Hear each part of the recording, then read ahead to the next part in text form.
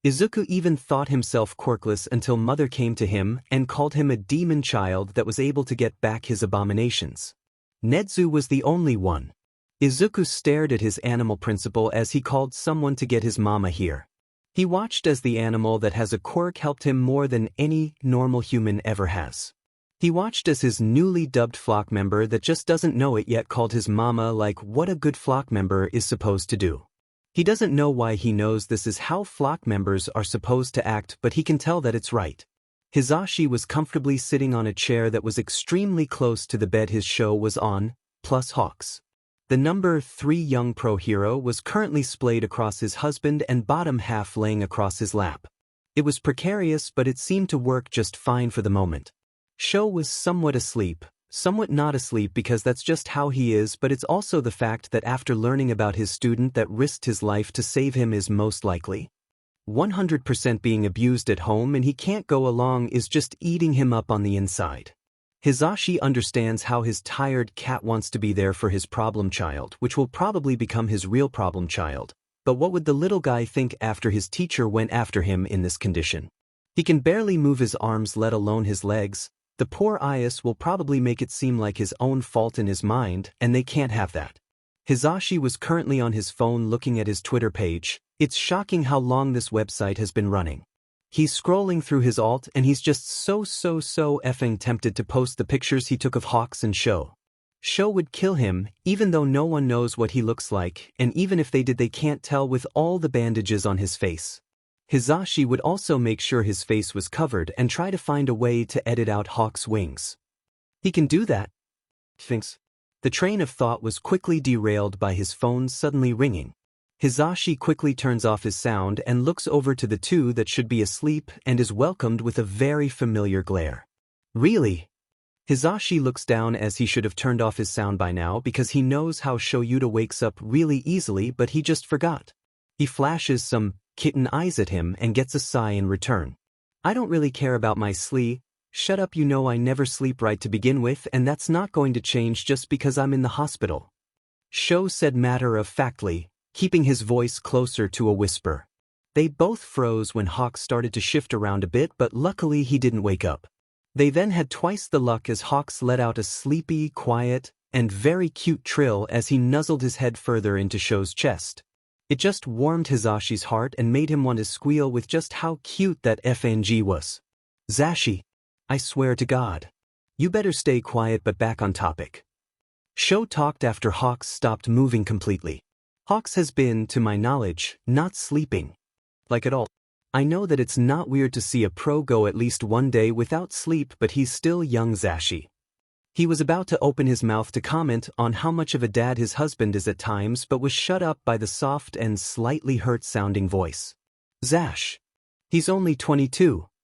No one knows anything about him, name, family, past, his life in general. He's always working non-stop, and not to mention the fact that how many pros think he was trained by the commission. He doesn't hide, and if you asked he would say he was trained by them, but that's it. Why do we know nothing of him, Zash? Fing nothing. After those last words left Shuta's mouth, he looked up to the ceiling and Hizashi knows he's right. The youngest to ever go pro and then rise the ranks that fast, that goes beyond any training he's ever seen. Hizashi shacked his head a bit and looked down to his phone and noticed he had a missed call from Nedzu. Hizashi quickly picked up the phone as he lowered his volume once again, but this time for calls. He quickly started to talk, but only in a hushed voice.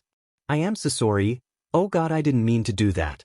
I was talking to Sho and Hawks is passed out on his and it's really fucking cute. Oh my god, it's so cute, but no back. Oh track, I'm sorry, I should have picked up the first time. Nadash, a light-hearted. Hopefully it's light-hearted. Cackle was heard from the other end but was swiftly cut off. Oh, I'm sorry for laughing, Yamada. It's just that caught me off guard and learning how the Midoriya parents think. It's just been a bit too much to digest, and I think since I'm looking after Izuku at the moment, I'm holding off all the things I've learned in favor of keeping him calm. Hizashi blinked a few times but looked over to Shoyuta with wide eyes. It seems he also heard what Nedzu just said as he looks to be trying to think of a way to get the F out of his bed. Why haven't you got someone else to look over him yet? I know you don't deal with emotions all that well. You wouldn't be willing to do this to yourself. He shot a half-hearted glare to show so he stops trying to move around. They shouldn't be waking Hawks up at the moment. Yes, Yamada, you are more than right. I am, at the moment, stuck here by my own choice as young Izuku seems to have his hands stuck in a grasp on my shirt sleeve. Nedzu sounded bright and cheery, but Hisashi and Sho both know how he folds under the pressure of complicated emotions. He can deal with them, yes, but helping fix them is a no-go. Nedzu follows the book too much when it comes to those, and there are so many conclusions to trauma that it's extremely hard to find what trauma response the person will have to a situation. Now, if Nedzu knows the person personally and in depth enough, he doesn't have to worry about that because he would already have the most common route someone will react with.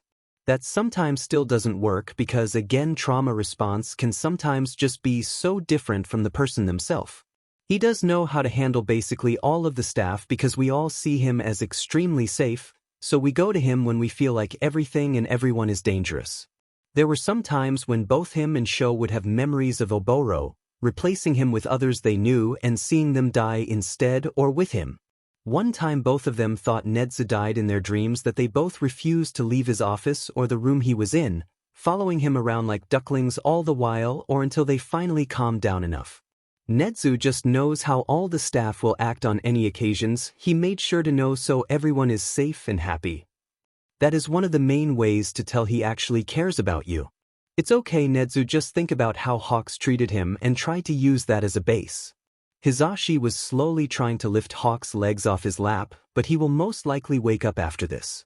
Izuku has stated that he will be able to let me go after Hawks gets here, most likely to help calm him down more. He's jumping and getting ready to attack at any noise he hears, and there is a lot of noise happening right now. He can hear the slight strain in the happy tone. Hisashi needs to get over to that hellhole since yesterday. Hisashi quickly gave his acknowledgement and hung up the phone. He really hopes that Nedzu will be okay without having the phone on the whole time. He needs to wake up the dangerous bird. Hisashi, please get him off me first before you try to wake him up, and he jerks around a whole sheet ton. Zashi chuckled a little as he was able to lift Hawk's legs off of him, but now he just has his arms full of Hawk's legs. He slowly got up and moved a little away from his seat while keeping Hawk's legs in relevantly the same place. Hisashi then looked over to Shoyuta with a desperate look in his eyes. I don't know. Just pick him up. He gave his husband a deadpan look as he tried to think of a different thing to do. Hisashi sighed as he slowly put Hawk's legs down to the floor and then got as close as he could to his ears. Hawks, we need to get up. He lightly shook the young pro's shoulder while talking in a calm but normal volume voice. Hawks hummed a bit but besides that stayed asleep. Sho huffed out some air in amusement but he just ignored him. Hisashi really needs to wake Hawks up but he can't make him jolt up and hurt Sho by mistake. After a minute or so Hawks slowly roused and rubbed his eyes a little. It was extremely cute with his bedhead. God, he's taking a picture. After Hawks forces himself to get off Sho and sit on the floor looking a little out of it, Hisashi decided it was best to tell him as soon as possible. Hawks, hey bud. Can you hear what I'm saying, or is it a little fuzz 'cause you were asleep for a bit there? He got a short but sloppy nod back as Hawks slightly stretched his wings. This is going to put you on edge and you are probably going to shoot out of here as soon as I'm done talking, but you need to listen till the end, okay? That seemed to make Hawks wake a little more, but he was obviously still blurry eyes from just waking up. Well, he's about to be up and flying in the sky real soon. The address for Izuku's house is, and Nedzu is currently keeping your chick calm as he waits for you to pick him. You, Hawks?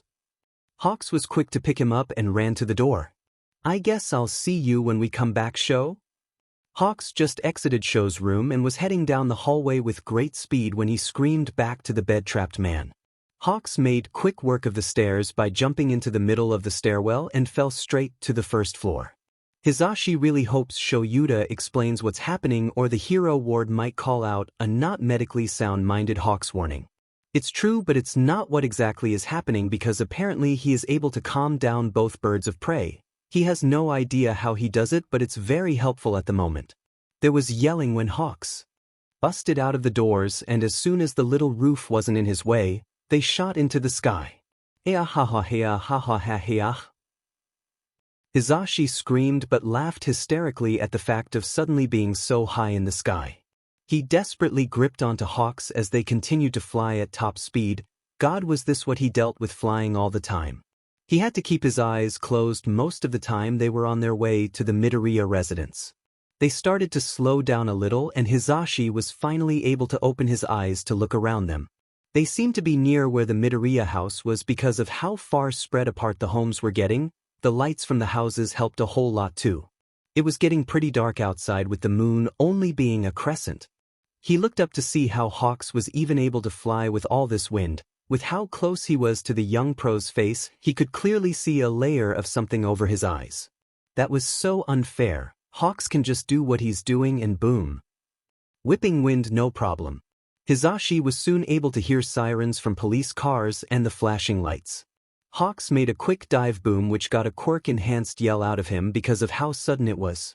They now had all eyes on them as they landed on the outside ring of police cars. Hawks, I said. The young pro spared no time to let him stand on his own but was soon dragging him into the house by his hand. That you should have waited till I was done talking. I'm glad I gave the address first now. Hawks made his way to the door, officers backing off as the screaming from some women in the distance could be heard. I did what I had to do to make sure that monster was a hum dash. Hisashi couldn't hear the rest as they both went further into the house, Hawks ignoring everyone as if they didn't exist at all. Yama, hey, do you need Rocklock to get some medics or are you sure you're okay? He was able to hear Tensei talking as they finally started to go up the stairs. Hisashi didn't even know he was in the area. His head whipped around quick enough to catch a glimpse of Nem sitting on the ground as Ten helped her with something. Rocklock seemed to be standing further away with an angry look in his eyes. All too soon his view is cut off as they both start climbing the stairs to the third floor, where he was told Izuku was being held. Hawks didn't know this or well wasn't told this but he must be able to tell exactly where his little one is. He started to get more and more scared because yes, Nedzu was able to calm down a Hawks that didn't have his new marked chick near him but now Izuku will be right beside someone Hawks hasn't specifically said or shown that they were part of flock. He might have to redirect Hawks' attention to Izuku and him and only Izuku and him. They both soon made it to the top floor and Hawks beeline to the open door at the end of the hall. Izuku and Nedzu weren't in sight from the open door so they might be sitting closer to the wall but he also couldn't see a bed either. He hoped the kid had a bed in there. Hawks went into a sprint with the open door in sight and Hisashi's view was blocked as the pro's wings opened up a bit and puffed out. He tripped at the entrance but Hawks finally let go of his hand and leaped into the direction of what he can only guess Izuku was in. Hisashi's ears were filled with a loud squawk human mixed scream as he watched red wings wrap around something. They actually got to him. He's safe. And he's still holding onto Nedzu's sleeve. He's really tired. How long has it been since he slept this well? Too long to remember apparently. He rubbed his eyes and tried to listen to whatever was being said near him. Something, can he hear them or whatever? Hawks nodded his head the best he could. Wasn't he with his marked one's flock? He stretched out his wings a bit, wanting to fly. Wanting his fledgling. Hatchley, this is going to put you on edge and you are probably going to shoot out of here as soon as I'm done talking but you need to listen till the end, okay? That was the yellow one.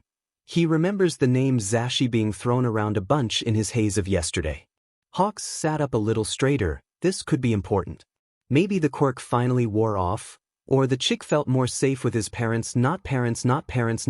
He blinked a few times as Zashi. Hisashi? Started talking. The address for Izuku's house is, oh, why is Hisashi telling him where his hatchling lives? He's not allowed to go there but God is it hard to try not going over there. Why did he tell me? And Nedzu is currently keep your chick calm as he waits for you to pick him you, Hawks? He didn't care anymore and Hisashi said to listen to all he had to say till the end. He can listen all the way to the end, if he's carrying Zashi and they are also part of Izuku's flock, he needs to come with. Hawks quickly put Hisashi into a bridal carry because that was the easiest one to use at the moment. He might just hold him by his arms if he keeps squirming. He swiftly got to the door and also got yelled in the ear by the blonde man. I guess I'll see you when we come back, show? He ignores the ringing in his ear as he starts to make his way down the hallway. Hawks thinks he hears show, "No Shoyuda," yell something. Well, he didn't yell, but Hawks could hear something like, "Change should go to but God dmed walls apparently fight now," or something close to that. It was hard to hear with how far he was, and with Hizashi being loud that wasn't helping. As soon as he was faced with the stairs, he jumped over the railing and tucked his wings in tight so they wouldn't clip on anything going down to the first floor. Hawks needs to fly right now. Getting an injury would make him slow. Fledgling. He thinks he can hear some noise from where he jumped. About a hero mentally unstable getting loose. Hope they can handle that, because if not and they hurt his nestling when they get back, he'll fang kill them. Hawks burst into the waiting room and practically flew to the outdoors, and made quick work to jump into the sky. The blonde he was carrying started to scream but laugh at the same time, wind blowing in his ears as he didn't have his headphones on. It was a little hard to hear, but with how close Hizashi was it sounded somewhat like a normal talking level of noise. Hawks felt hands grip his shoulders and jacket. He hadn't taken off because the fledgling used it once and it smelled like him for dear life. As if Hawks would drop a flock member out of the sky, he never would, never. He flew as fast as he could in the direction that would be his nestling's home prison. He needs his chick, his fledgling, nestling, marked one. Hawks saw some flashing lights in the far distance and slowed down a bit, hurting his ankle when landing would be dumb. He looked down for a brief moment to make sure Hizashi was okay, needed to stay awake, needed to stay focused and think, and had to think, not just act on instinct. The blonde seemed to be trying to see where they were, almost to his fledgling. It's dark out but not too bad. The lights help guide him to his marked one faster. He tried to stay calm, but soon he was making a dive boom to where they were going to land. Hawks learned why he shouldn't have done that quickly after the grounded flock mates started to scream with their quirk. Hawks saw every head turn their way as he landed, trying his best not to look weak as it felt like his ears were bleeding slightly. "Hawks," I said. It didn't matter what his flock mates said right now, they were close to fledgling. He started to pull on Hizashi's arm in the direction he could smell his baby bird, and they made quick work to disturbing house. "This place smells wrong, cold and dead. That you should have waited till I was done talking. I'm glad I gave the address first now." Hawks is also glad his flock mate said the address first, or else he would have had to ask while they were in the sky.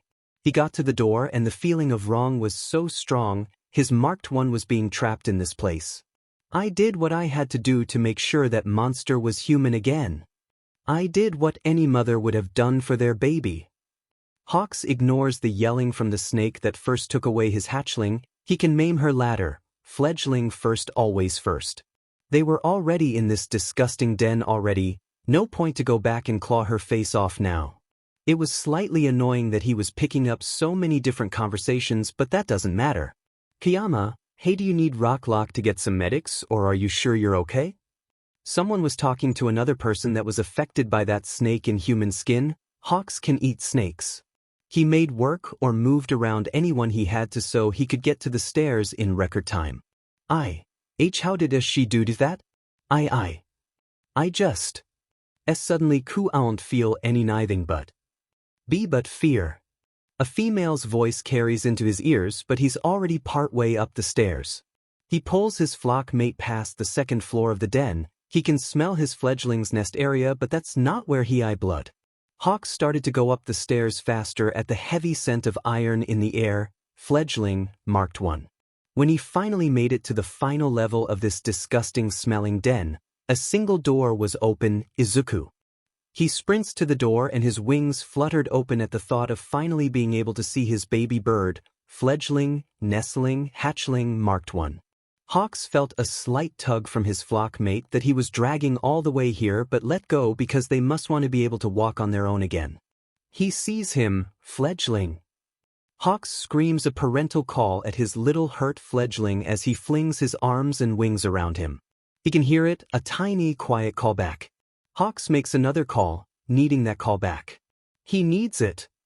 And he gets it, louder this time. He feels wet streaks on his face, but he doesn't care. Fledgling is here, fledgling is safe now, marked one is back now. He can feel the trembling in his baby bird and hold him tighter, more secure, more real. And mama sniff mama.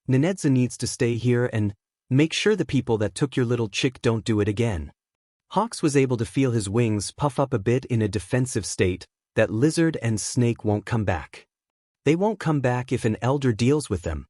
He shot his eyes to the elder and got a small nod in return.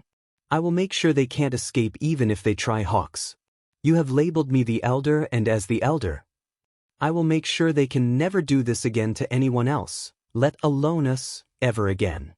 A dark and feral smile spreads across the snout of the elder. It promises pain, and that is enough for Hawks.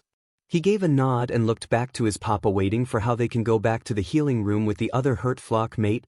Aren't papa and that black-haired flock mate together? Would that mean he's his dad? Dada? Pa? No, too close to papa. He'll think of one later, if he has two. Is there a way to get us back to the hospital all together? His papa looked back over to the elder, who looked to be thinking about the question he was just asked. Hawks decided it was the best idea to position his chick so it was easier to carry. He'd be able to carry him better on his hip than just in his arms. Hawks, will you be able to go into a car that has someone I trust driving it? He looked back over to the elder of the flock and thought for a few seconds. It would be someone elder trusts to keep them safe and also not to do anything bad to them. Even if they do, he could just deal with them quick enough.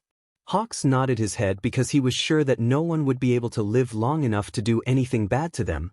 He can trust the elder.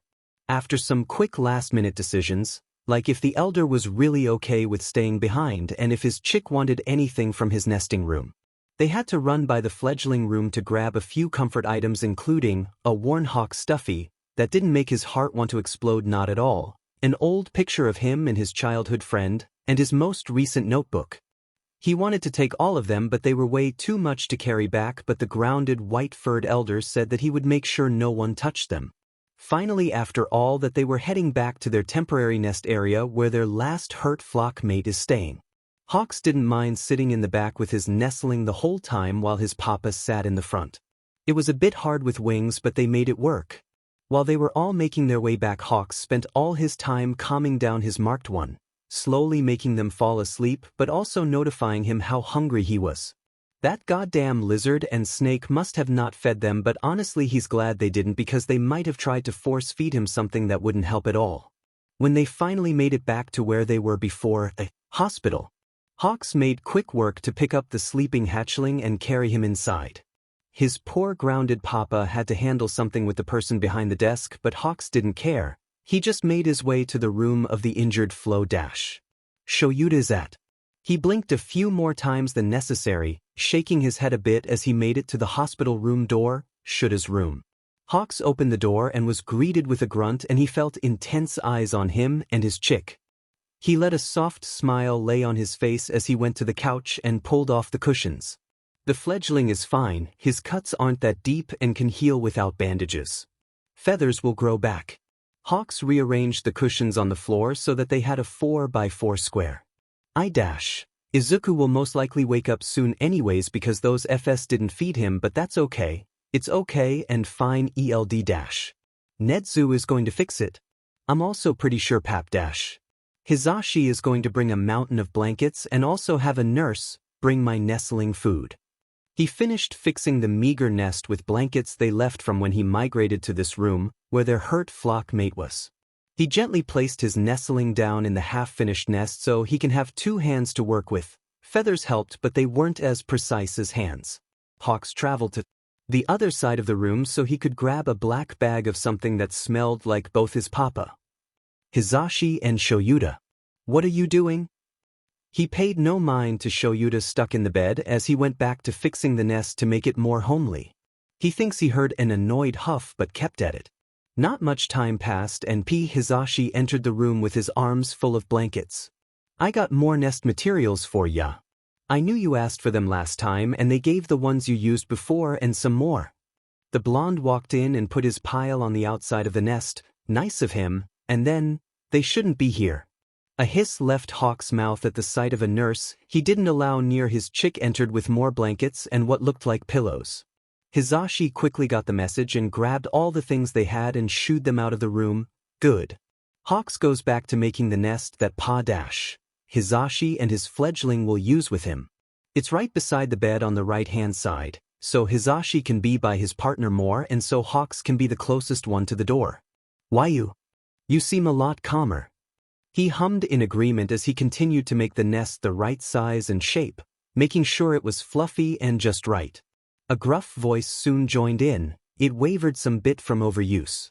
Yeah, you seem really relaxed. Unlike before, and from what I heard you weren't like this before they took him either.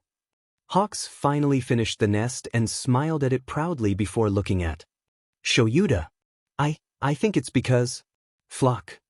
He quickly pointed at the two of them, feeling safe and happy with the fact it's not just his nestling and him now.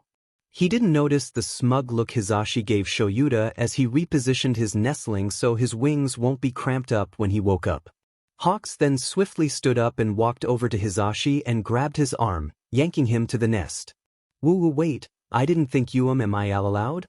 Hawks didn't pay him no mind as he pushed him into his place in the nest, right besides the beds. It would have him in arm's reach of Shoyuta and also made sure another strong one was in front and behind those that needed to be protected the most. Your spot. Hawks simply said, then getting comfortable in his spot, they will help him protect the flock. His wings splayed out so it was over the hatchling and also able to go over Pa Hizashi if he wanted it. Poor Papa didn't have wings himself, he was grounded forever. I think he adopted us first, Shoyuta. Aizawa watched as his loud blonde husband was carried out of this room by a shorter flying blonde. What has his life come to? He sighed out loud as he let his head sink into the pillow behind it. He wanted to get up and follow them, but Zashi thought more since the last time he tried to get up out of bed. His legs were in full casts, but that wasn't it. His leg was also cuffed to the bed. Aizawa couldn't get up if he tried, and he tried earlier that day, with no luck. He sat quietly as he started to hear yelling about a hero that was still mentally unstable got loose. Aizawa wonders if they will check in with him first before sending out a warning watch. He can't exactly hit the call nurse button with his arms plus hands covered in casts as well. He was really tired. Maybe he should take a nap and wait till they come back. No, this anxiety about how the problem chick would keep him up anyways. Aizawa looked over at his door as nurses ran by, probably looking to see if anyone was hurt by the rampaging Hawks. Itui. His voice felt like sheet, since the FNG brick wall called FNG Nomu and now he needs to go to speech therapy. It's a bunch of bullshit. After doing this a few more times, a nurse stops and actually looks into his room with a questioning and concerned look. Aizawa just rolled his eyes. They forgot he was in here, didn't they? Hawks just went to get his IS. The male nurse just blinked back at him as if he was stupid. He's not stupid no matter how much he is wrapped up right now. Nedzu called Present Mike to get him down to the Midoriya household. He told him that his chick needed him to leave, but I bet Hawks will be back soon. The nurse seemed to finally understand his words, like he translated the Japanese to English or something. They do look a bit like an American. Oh, thank you, Sir Yum. He looked at the nameplate that is beside his door. It can easily get changed out with other names and it should only have his legal name in it because he's underground. Aizawa, sir. Thank you, Aizawa, sir. I'll tell the others, and I'm guessing to also get ready for when they return. Will Midoriya Izuku be injured coming back as well? He let out another sigh as he looked at the ceiling. This guy is a FING idiot. Ugh, I don't know because I wasn't the one that was called. Aizawa gave the nurse a deadpan expression as they looked a bit embarrassed as they looked at his arms. He really has to tell him everything, doesn't he? Is a new guy or something? Get ready just in case he needs immediate care, but also be ready to put it all back just in case Izuku doesn't need it. The nurse perked up and nodded his head a few times, then ran off with a walkie-talkie pulled up to his mouth. Aizawa heard the distant voice tell the staff the new information as it slowly got quieter. He really needs a nap or something. He'll need to wait till they're back though. Aizawa laid his head on the pillow again and let his eyes close softly. Resting his eyes are different from falling asleep. He still needs to make sure no one comes in because if they do, Hawks could throw a FING fit. God, Aizawa really adopted a giant territorial bird and a smaller territorial bird. Zashi was right, they now have a legal baby and a goddamned illegal baby. What the F has his life come to? Nedzu watched as he guided his student, Hawks, who apparently sees him as an elder now, and a pack member out of that awful room. They made the rest of the way down to the second floor to get some things for Izuku, and Nezu personally went to the first floor. As soon as he touched down, people were walking past him to get to the other rooms up the stairs. He looked around and still saw Namuri, Tensei, and Rocklock in the corner of the main room. He no longer needed to act professional and use his kit's last name. Everyone knows how close he is with his staff. Well, in Naomesa's district, that is. Nezu can clearly see how Rocklock wants to go and look around for evidence, but Tensei seems to be more worried for his friend that was still trying to calm down after that forced PTSD flashback. He decided to make his way over to them and quickly shoo Rocklock so that he doesn't feel the need to help. That man would rather find every bit of dirt of these monsters that hurt his student instead of sitting around where he's probably not needed. Namuri. He is not good with emotions. Namuri, young pack member, was still crying, but she looked like she was dead to the world. Tensei looked at him worriedly, which makes sense. Namuri hasn't been like this since her aunt was finally given a life sentence back after the first few years of their hero careers. Namuri. Nezu needs to keep his voice light and extremely soft. He slightly puts out his paw, facing upwards, close to her so that she could see it while she focuses on the floor, or will, eyes distant, but will focus on it after he can help her out of this. He has everything memorized about all of his staff pack. Nothing is left for him not to know, and they all know this.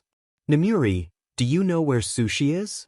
Tensei looked at him as he moved his paw side to side very slowly as he tried to get her to think of something else. Anything else, because that's how you help Namuri.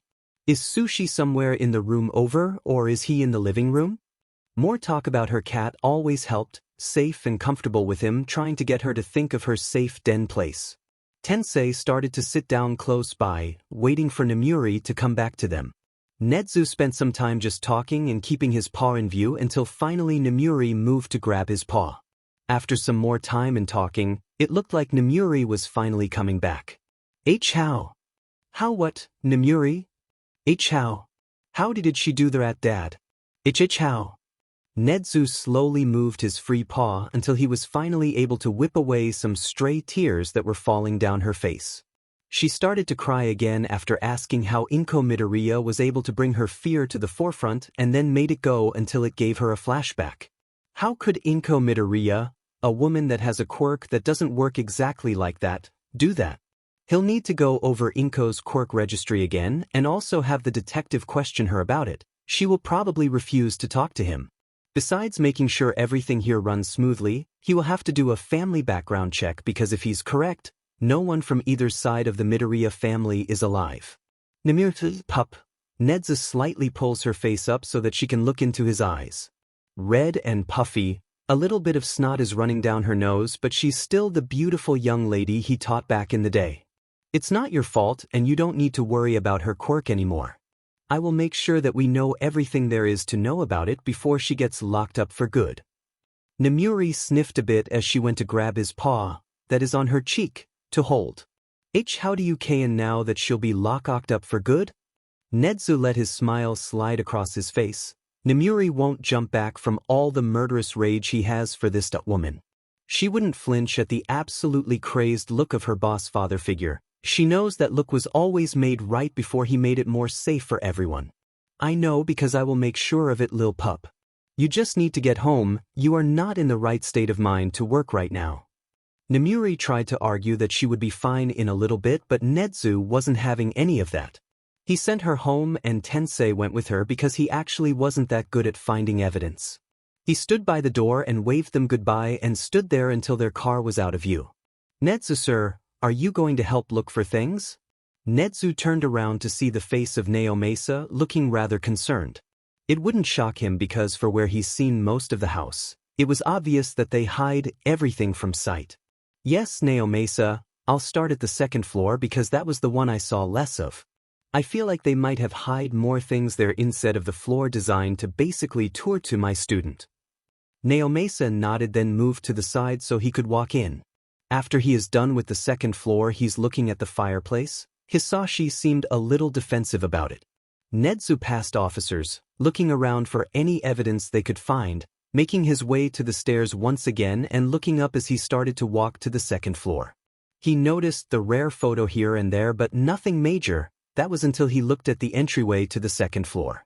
People say that he is very observant, so when he looks at the first wall to the left of the second floor, he sees the slight color change of the wall. It looked lighter than the rest of the walls, so he walked down the hallway and looked for any other spot that was like that as a just in case it was a poor paint job. Nedzu looked for any spot that was lighter, but the only spots that would look different would be cover, and those spots would look vibrant. An officer walked by him to get to Izuku's den room, looking for anything criminating, but from the quick look he got it just seemed like they forced their quickest ways on their son. He informs one of the officers taking photos to take a picture of the whole room in general, and then have someone look for things that would go against a quirkist mindset against mutations, specifically. Nedzu walked back to the beginning of the hallway, where the only lighter part of the wall was. He looked at all of the space near it and can clearly see it's in the shape of a perfect square, very weird if it was regular fading. He let his paw lightly run across the more faded part of the wall and felt a very small lift up, a slight shape lifted up from the wall. It felt somewhat like a button. Nedzu let his claws out as he slowly traced the button shape with them, chipping off some paint as he went. "Nizu sir, what are you doing?" He let his eyes flick to an officer that approached him from behind. They should be happy that he wasn't jumpy and had great situational awareness. "I know that this is a very upsetting case for you, sir, but you can't damage the house. Even this little bit could as dash dot. I am tracing a button in the wall, officer. Would you like to peel off the paint first?"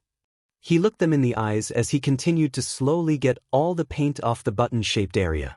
The color here is lighter than all the other spots on the wall, and it's in a perfect square shape, and if that wasn't enough, there is a slight lift that makes a shape of a button in the middle of it. He blinked a couple times as he finally got at least half of the paint off. He didn't want to trigger whatever this button could be used for. It might be a panic button. There are more people like the older Midoriyas, unfortunately, and because of that they could probably get help if their child ever went out of control. How close the parent's bedroom is to the steps and the button also helps with this theory greatly. Nedzu looked back to the area he was peeling, saw a much lighter and a little shinier color material under it. It kinda looked like plastic. He shot his eyes back at the officer that now looks a little embarrassed, and he gave them a big smile. "This isn't my first time dealing with wealthy families hiding all their mistakes. They all love to make it so much more dramatic and expensive because normal income people wouldn't think about that. It's so far out of left field to have a whole secret button or room in their homes." Nedzu started to get the other half of the paint of the now obvious button in the wall. If only people would keep their eyes open and look better. This is also how villains think, officer. Try to get into the mindset while looking around here. They are not normal people by any means, so don't look at it like they will live normally. The officer that tried to stop him just bowed a bit and then quickly shuffled away from him. He'll let him off lightly this time. One should really not question their superiors if they know how extremely smart they are. They know him. Everyone knows him. They shouldn't automatically think he would destroy evidence or make more marks on walls to impede or make their sentence worse. Nedzu actually doesn't need to do anything to worsen their sentence because it's already abysmal. After getting all the paint off the button, he was left with a light cream color area that was surrounded by the light green wall paint. Cream is very different from the normal light green wall paint. He then started to see if his claws could lift up and remove the panel of the button. After that he'll start to see if he can trace what the button is able to do. If it sends a signal somewhere, then he can try to look at those locations for any quirkiest individuals. Initially Nedzu didn't see the two screws at the corners of the button panel, but when he finally notices, he clicks his tongue. He doesn't want to deal with unscrewing this. It can also mess up his claws and chip them. Making his claws less effective wouldn't be a good thing to do right now, so he messaged the detective, not wasting time looking for him, to get someone to open the button panel at the start of the second floor. He also mentions that it might be a panic button to contact other like-minded individuals to help control their child. Nedzu stood there till someone finally made it to his spot and started to work on it. Another officer was with them that had tools used for eclectic work and a laptop if they needed to trace a signal. He walked down the stairs to the first floor when he was sure that they had the maybe panic button under control. Once finally making it to ground level, he saw some people looking at a floor plan of the house. Around the chimney there is a lot of free room for no reason, and with the fact it's in the middle of the house is extremely weird. I tried my best, but that is really sheet. Nedzu listen into what they think it might be, a secret room or an escape route for individuals in their home, but they just don't know where they would enter it. He's been trying to keep his mind off the fact that they still couldn't find Hisashi Midoriya. They sent Ingenium to look around the area, with some cops of course, to see where Hisashi went. He couldn't have gotten that far, and with all the police waiting in the area, he couldn't just sneak away, but they couldn't find him, in or outside the house. They asked Namuri if she saw anything weird, but she was too much into her PTSD to notice anything. He himself was dealing with Inko Midoriya and was making sure that misfiled Quirk didn't mess with his mind like it did his pup. Nedzu walked over to the living room area and saw some people have more floor plans, looking for anything out of the ordinary. Why no one was even looking at the fireplace was weird, or they already looked over it and saw nothing odd about it. He walked past different officers and crime scene investigators that are still trying to find where Hisashi exited from. The officers are there as a just in case they find him and need to arrest him. The SITs, Special Investigation Teams, are here because that was their main job. Nedzu walked over to the fireplace and looked inside. Midnight earlier was looking at it intensely, but he was too focused on reading Hisashi to look too in-depth of it. His eyes scanned the inside of the fireplace and quickly landed on a little shiny part of the back right wall, near where the two walls connect. Everything on the inside was covered in soot from the use, but one spot, that looked like shiny metal, was rubbed clean off of some of its soot. When he looked at it at different angles, it wasn't really shiny, so he was lucky that he was looking at it at the right angle for it to catch light. It would make sense because right now the ones in this room are somewhat rushing into finding where Hisashi went, trying to see if they can still catch him, but by now he's long gone. The soot-covered metal handle, because that's a handle, stuck out like a sore thumb when one actually took the time to look. Nedzu is about to check if it's actually officers being frantic or them being quirkist as well. If it's the latter, then only Naomasa will know what he will do to them. He stepped inside the fireplace and cleaned off the handle more, making it more clear to see. Naomasa! He yelled out over his shoulder as he stepped back out of the fireplace again. Excuse me, but I'm pretty sure Naomasa is in the kitchen looking for any types of illegal poisons, drags and such. Can you go get him for me? Some of the officers nearby looked at him confused as he just pointed to the fireplace. You boys seem to not notice the clear-as-day handle that I'm guessing leads to a secret exit, or maybe the secret room you all think there is. Nedzu smiled as someone nodded their head and swiftly ran out of the room. He shook his head. Honestly, they all act like excited kids sometimes. Soon enough, Naomasa entered the room with some officers trailing behind him and Rocklock also hot on his tail.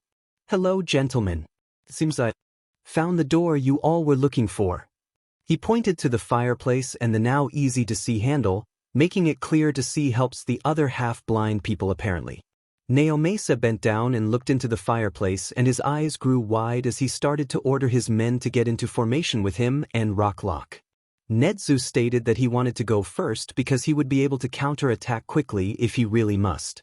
Small areas are really his best bet to fight in because of his small body and how easy it is to jump off walls.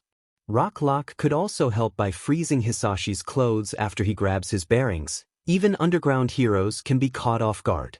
Nedzu once again stepped into the fireplace, but this time with a small army of officers and also a hero behind him to help if anything happens.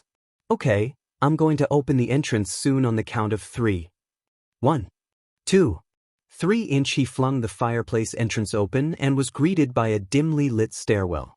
Nedzu looked up and he thinks he sees a room around the 3rd floor up, but when he looked down it seemed to go for about 2 or 3 more floors before it got to the bottom. It was too dark to be sure though. Hey Nizu, you need this. Nedzu looked over his shoulder to be given a flashlight from Rocklock. He gave a quick thanks, then turned it on. As he looks back up, he can clearly see that this hidden stairwell is well used and also looks as if it was actually used every day, unlike everywhere else in this house. Rock? Should we go down first? It seems like a secret exit, not like the steps that go upstairs. Rocklock nodded his head as he looked down the stairs. Nizu, they most likely just did fed up sheet at the top floor like with the other rooms up there. Why did they hide that specific room though? That's right? If the other rooms obviously have people hurt in them, then why did they hide the one at the top of these stairs? Nedzu looked up and felt a little uneasy. What was so important that they needed to hide besides an escape route? He then looked back to Naomasa to get his attention because he was just right behind Rock. Naomasa? Can a small team go upstairs and look around? I'm 100% certain Hisashi is not up there because the bottom floor under the house must be an escape route of some kind. They still need to be on guard, but they shouldn't have to worry too much. He got confirmation, then told him that both him and Rock were going to go down. A few officers following them would be nice. Nedzu did get 2 officers, who were excellent shots, and Naomasa, also a very good shot, at the end of the line to follow them down to the floor under the house. It could be a floor or an escape route, but Nedzu couldn't exactly feel air rushing through the door once it was open. If it was just a simple tunnel, then he would have been able to feel the very small breeze on his fur, but nothing was there. The small group began to descend the steps and kept their ears and eyes open for any sign of attack. The walls were made out of smooth gray bricks, looking slightly dirty but tried to keep clean because again this stairwell looked well used. The staircase itself was a big spiral going down, but in the middle of that spiral one could see all the way down to the bottom, and the bottom actually wasn't that far down. It was farther down than one would expect, about 2 floors down until it finally stopped. When Nedzu and his group finally reached the bottom, they were faced with a long hallway made out of the same smooth gray bricks. Nizu. He looked back to see why Rock whispered to him but saw him holding another flashlight and the rest of the cops also holding some. They all decided it was the best idea to have more light and gave me one of their extra flashlights. I'm pretty sure there are 2 more if needed. Nedzu took stock of the 2 officers and Naomasa, who looked ready to go. He then turned around and went back to the main problem at hand, a long hallway that he truthfully can't see the end of. Their group got into the best formation they could down the corridor that could only fit 1 person going down at a time. He was glad that he wasn't claustrophobic. Everyone continued forward on guard and with as much caution as they could have. After about a minute of walking, they finally made it to a wall-to-wall, ceiling-to-ceiling, metal door that just screamed should not be opened. Nedzu was able to see it was already slightly ajar as they got closer. He put an arm out to make the one behind him to go a bit slower and keep your guard more. He gulped as he walked up to the door, looking around for any types of traps and not seeing any, but that didn't help with his nerves. The scent of blood also doesn't help with that. Backing up until he was close enough to whisper with Rock, Nedzu turned his head a bit but kept the door in view. I smell blood but I see no traps. Either Hisashi had traps and somehow got hurt or killed by them. Or there were no traps and that blood is because of something else. Just so you all are warned. Rock nodded and told the others behind him while Nedzu inched to the door once again. Once he was there and everyone was ready to open the door leading to a room that smelled heavy of blood, Nedzu swung the door wide open. He ran in with his metal baton and custom-made gun, for his size, in his hand. Oh! He stopped dead in his tracks as he looked at all parts of the fairly large room. He heard the others run in behind him, but they too stopped and made no sounds at what they were seeing. It felt like hours until someone finally made any type of noise. It was the sound of heaving and then sound of someone puking entered his ears. Nedzu didn't waste the time to look behind him, and he feels as if he's stuck staring at this. Oh, this is a very unpleasant surprise we found. He thinks he hears another person starting to vomit and maybe someone else trying to comfort them, but he can't. But he feels someone walk in besides him, and he can hear them also trying not to GG at this disturbing thing in front of them. I didn't think they were this sick. It was the voice of Rocklock that sounded so strained and somewhat dead of all emotions. Nedzu could only nod his head while he tried to gather words. You're quite right about that. It was warm, really warm. It felt nice after being hurt by his mother and getting shoved into the room. Did he do something good for them to keep him warm like this? Usually after he gets taken out of the room, Izuku isn't allowed any blankets, so he knows that he was still bad and didn't forget it. The house always felt colder after he got out of the room. Izuku moved around a bit and felt feathers. He shot up and tumbled onto the floor with a loud squawk. More sounds and voices filled his ears as Izuku looked intently at the wings that were on his back. He still has feathers. He moved his wings around a little and they ache even, but they are still covered in feathers. Some bald spots but mostly intact. He looked at where his flight feathers would be, but they were gone. Izuku sits there staring, trying to remember it. Those feathers grow back? They do after a molt, and he still has most of his downy, or well, a mix, so they should be back. A trill calls to his attention and his head snaps up to see who it was. His eyes are assaulted by bright red until they finally adjust, and it's Mama. Izuku bolted forward and snuggled himself into his sire's chest. His mama was here. His mama came for him and took him away from the room. He could feel his eyes getting more irritated by the tears that were forming, but he didn't want his vision to be blurry. Izuku wants to be able to see his mama. Ah, my little Ias. His mama whipped away the tears that were falling down his face, but he didn't care. Why you crying so much? Did you forget we picked you up? Izuku couldn't answer with his voice. He didn't trust it, besides making little sad cheeps here and there, so he just nodded his head as he pushed himself closer. Taking in large amounts of air so he could smell his mama better, the scent was so strong and it helped calm him down faster. The whole time he felt someone combing through his hair and then wings. He tilted his head up so he could look into his mama's face. Are you a little more calm now, fledgling? A light, somewhat purring sound started to be made from somewhere, but that didn't matter. Though he's purring just like you hawks.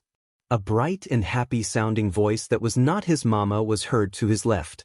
Izuku whipped his head into the direction and was met by yellow hair and greenish-yellowish eyes. I'm sorry if I mixed up the eye color. If I did, is eye color before because I forgot what I made it? Or President Mike? A trill sounded from his throat as more fat tears rolled down his face. He reached out to the older blonde. A sad but happy smile formed on his face and he held his hand. It's okay, Izuku, but we're sorry we didn't get to you sooner. Izuku shook his head as he tried to lean over to one of his senseis. The man's eyes were tearing up as his smile grew more sad. We should have noticed sooner, Izuku. We are so sore dash.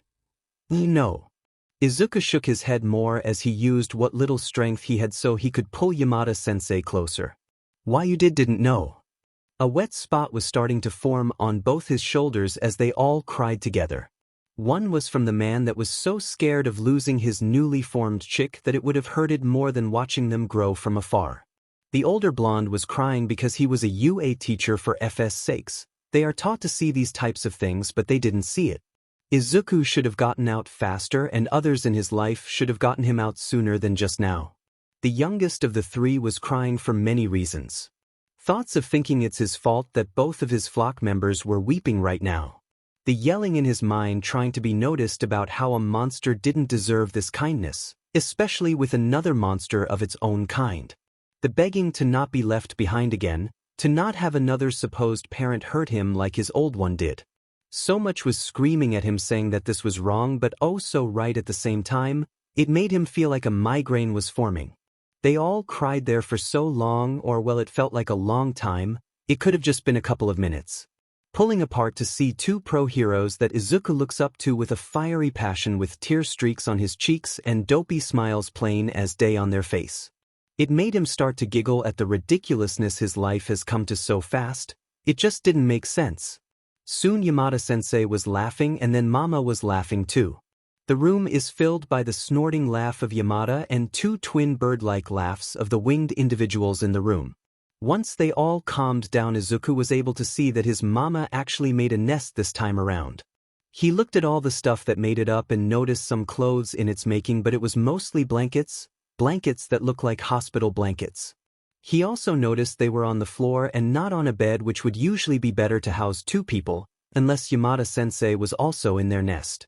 It would make sense to keep the flock nearby while sleeping. The smell of citrus and leather plus a little bit of cats could be smelled, another of fresh air and something that smelled slightly flowery, and there was a third smell in it too. It was one that was deep with coffee and cats, kinda like the first smell he noticed that wasn't his mama's, but who was its? Izuku could obviously tell that the first citrus-type smell belonged to Yamada-sensei, and that was a good choice, a good flock member to have a scent for. He felt a light tug from his mama, but he was too busy staring intently at all the pitch-black shirts and the few neon-colored pants. As carefully as he could, Izuku pulled out one of the shirts that smelled like coffee and sniffed it some more. It was familiar, but he couldn't tell from where. The hospital's sterile and clean smell didn't help with him trying his best to understand who this belonged to. Izuku glared at the shirt as he heard some snicker from both the blondes by him. "We should probably get food for you soon, nestling," his mama told him as he kept looking at the offending shirt. A hand ran through his hair while some weight that was weighing down the nest moved away from him. Izuku's head snapped up to look at Yamada-sensei, who was moving closer to a bed. When did that get there? Finally, it seemed he noticed that someone was actually in the bed and also realized whose scent this was. More tears started to blur his vision as he shot up to run over to the man that risked his life for them.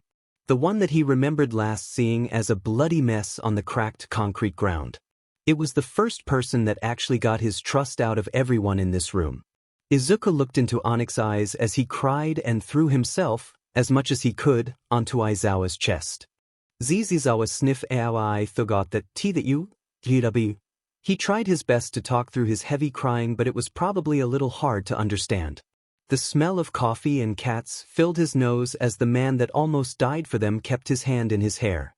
While it was a casted hand, but it was there, and that was all Izuku cared about. He could feel the other two that are in his flock starting to fix his feathers, the small bald spots feeling cold with them being downy feathers. They are meant to keep the new wings warm while they can't fly or fend for themselves yet. Pierre, we's PR problem is, I'm fine.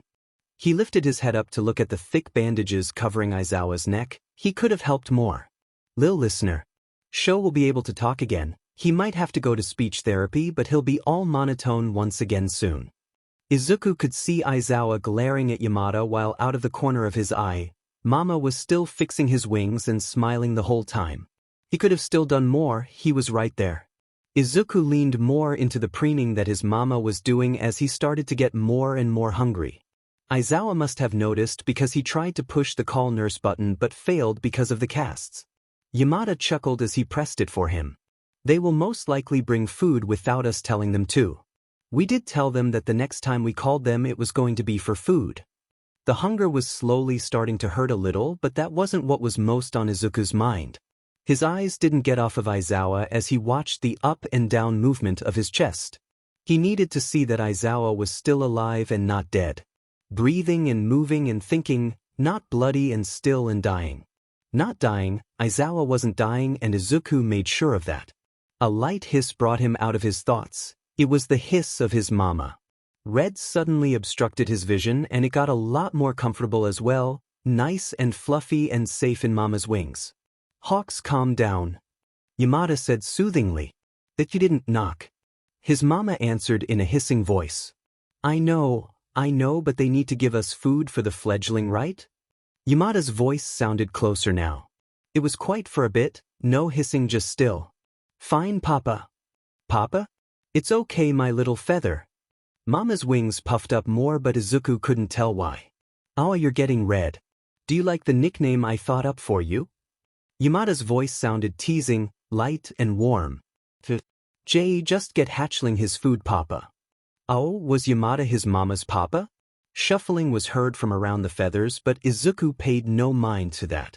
If Yamada was mama's papa. And it seemed that Yamada and Aizawa were mates. Mama has a papa, and that's Yamada-sensei. Hawks, little feather, can you move your wings out of the way now? They left and he needs to eat now. Mama's wings filtered in place for a bit until they finally, slowly, moved out of the way. With Izuku's vision no longer obstructed, he could see Yamada clearly now. He was sitting in front of him with mouth-watering looking food. It was raw whole fish again. He launched into Yamada's arms. What should he call him because he has to be? Ji. He quickly snatched the raw fish from his hands and Izuku sat down in between both Mama and Gigi. It was quiet for a little, but then really loud but stranded laughter filled the room. Izuku didn't really care because he had his fish, Mama, Gigi, and Pappy in the same room as him. Izuku was finally safe. Hizashi didn't know what to say when the little listener just called him Gigi. He called him Grandpa. Sho started to laugh like a dying hyena and Hawks just sat there looking rather happy with Izuku's name for him. He was also eating some bird of prey food too, so that could also factor into the happy content look of his face. With his face burning, he glared over to his husband. Oh, shut it. I'm Papa to Hawks, okay? It would make sense that the little listener would then equate that to me being his grandpa. He shouted at the bedridden man that he unfortunately married. Sho continued to laugh as he was sulking at being a grandparent at such a young age. I'm too young to be a Gigi yet.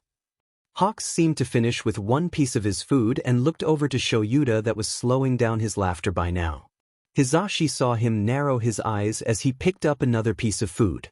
I wouldn't be laughing too hard, Dad. Nestling probably already has a name for you too. Then Hawks proceeded to go back to stuffing his face with raw chicken, bone and all. This got Hizashi laughing back at him while Sho sputtered in his bed. That's what he gets. Forgetting that Hawks labeled both of them flock means that he's also got a title. Dad is the perfect title for him too. I'm going to call him Pappy.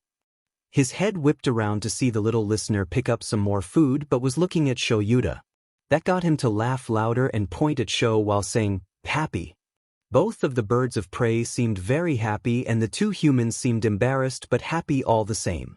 Wait till I tell Nem about Pappy, I cough cough I'll tell her Abu out J cough Gigi. Yeah, everyone is happy and content, Hizashi thought as he tried to get up to grab his phone but was pulled back down into the nest by both of the birds of prey. More laughing sounded off after that. Aizawa laid in his bed while Chio looked over him to make sure he was ready to get another healing dose. This will let his legs have use again. Zashi was sitting on the nest type thing that Hawks made for them. The man behind the impromptu nest sleepover is sitting on edge, glaring death daggers at Chio as a just-in-case because, this is in Hawk's own words, if they know how the body works, it's easier to hurt more. That is a true statement, but Chio would never do that unless she had to.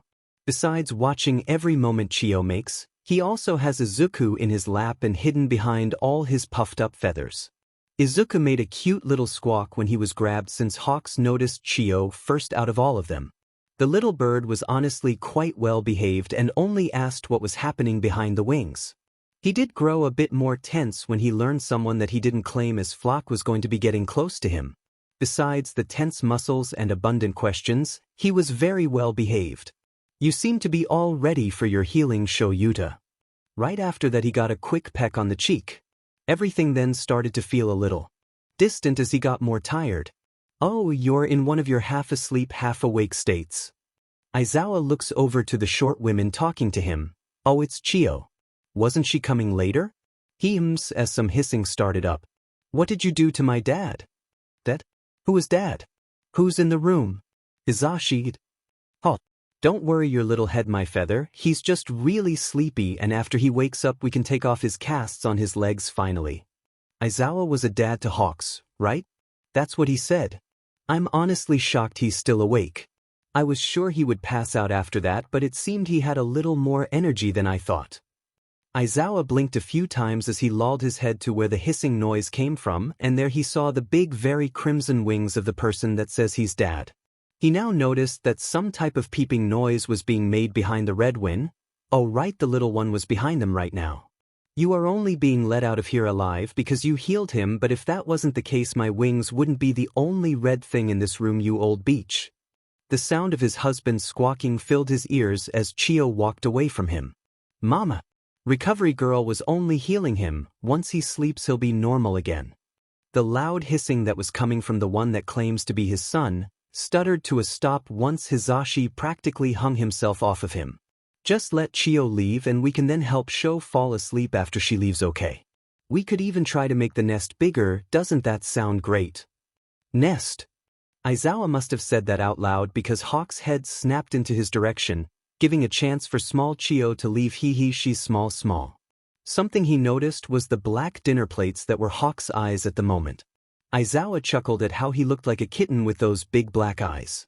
Little baby Hawk kitty. Hawks suddenly grew in size as his wings puffed up and his husband's laughter filled his ears. I love that sound. Zashi's reds got a little red at that comment, but it was honestly so cute. I am not a fledgling. I am a grown adult, thank you very much, Dad. Aizawa just smiled at him and shook his head. No, if you're my son that means your baby forever. Hawks seemed to somehow puff up even more than before and red started to also take over his face, but not as bright as his wings. Give up, you are a baby forever. Do not resist. Loud laughing and a flushed Hawks was the only thing Izawa could really pay attention to in his dazed state. This made him miss the phone that Izuku was holding as he recorded Izawa in all his out-of-it glory. Hisashi watched as his Shoyuta, the one that is so out of it right now and looking at the floor with the most confusion he has ever seen of the man. Then he simply said nest, and now he was giggling up a storm with a big dopey smile on his face, stating that Hawks is his one son and two, if he is his son then will always be a baby. Hisashi couldn't help it and was already laughing so hard he fell into the nest on the floor. Hawks was squawking and fluttering his wings in protest at being called a baby. Also the fact that he couldn't escape being a baby just made the bird of prey bright red. Give up, you are a baby forever. Do not resist. That was the nail in the coffin in for Hisashi as he fell over and lied in the nest, busting a gut at what his tough and hard but husband just effing said. Hawks yelled and spat out that he is an adult, wings slowly parting more and more. This allowed him to see what the little listener was doing, and here he saw how Izuku was recording the whole thing. His eyes grew wide as now he finally learned that Shoyuta just couldn't escape this because Hisashi couldn't record it himself. Shoulda can't escape this. I am an adult in both the hawk and human terms, you hear me, Dad? Human sense. Hawks screeched as his wings splayed out wide. The little listener kept balance on Little Feather's lap as he tried to get a better angle for Shuta's face. Hisashi tried to at least catch his breath while laughing because it was truly getting hard to breath. Baby. Nuno. He heard snickering as Izuku covered his mouth with his hand. Hisashi just can't breathe right anymore as his husband is telling the number 3 hero that he is a baby. He never thought in his whole life that he would witness this. This is something from the craziest dream Hisashi has ever had, and he is so glad he gets to live it in real life. I am the number 3 hero, my age is 22 and that is enough to drink and drive and fight. I have fought and killed someone before, I am not baby. Hisashi stopped laughing so he can gauge how his husband is acting, also ignoring how Hawks killed before. He wasn't a hero that long to do that yet. Sho is laying on the bed slightly moving his legs up and down, like he's only noticing now that they are free. He is also looking at Hawks with an extremely straight face while his legs are slowly moving up and down. It was getting increasingly hard not to laugh at this. Shoyuta literally smacks his lips a bit, he might need to give him water soon, and narrows his eyes. Baby. Hisashi just falls down laughing so hard. All that FNG build up just to say, baby, toward Lil Feather again. Hisashi just can't take his husband today. Izuku is trying his best not to laugh, but anyone that was in the room can hear the twittering laugh that he has. He's glad he doesn't have to hold in his laugh or change it all the time. Hawk's wings are splayed out wide, puffed up to an extreme amount as he's getting more red. His wings are flapping a little in frustration and embarrassment, slowly but surely matching his face in color with his wings.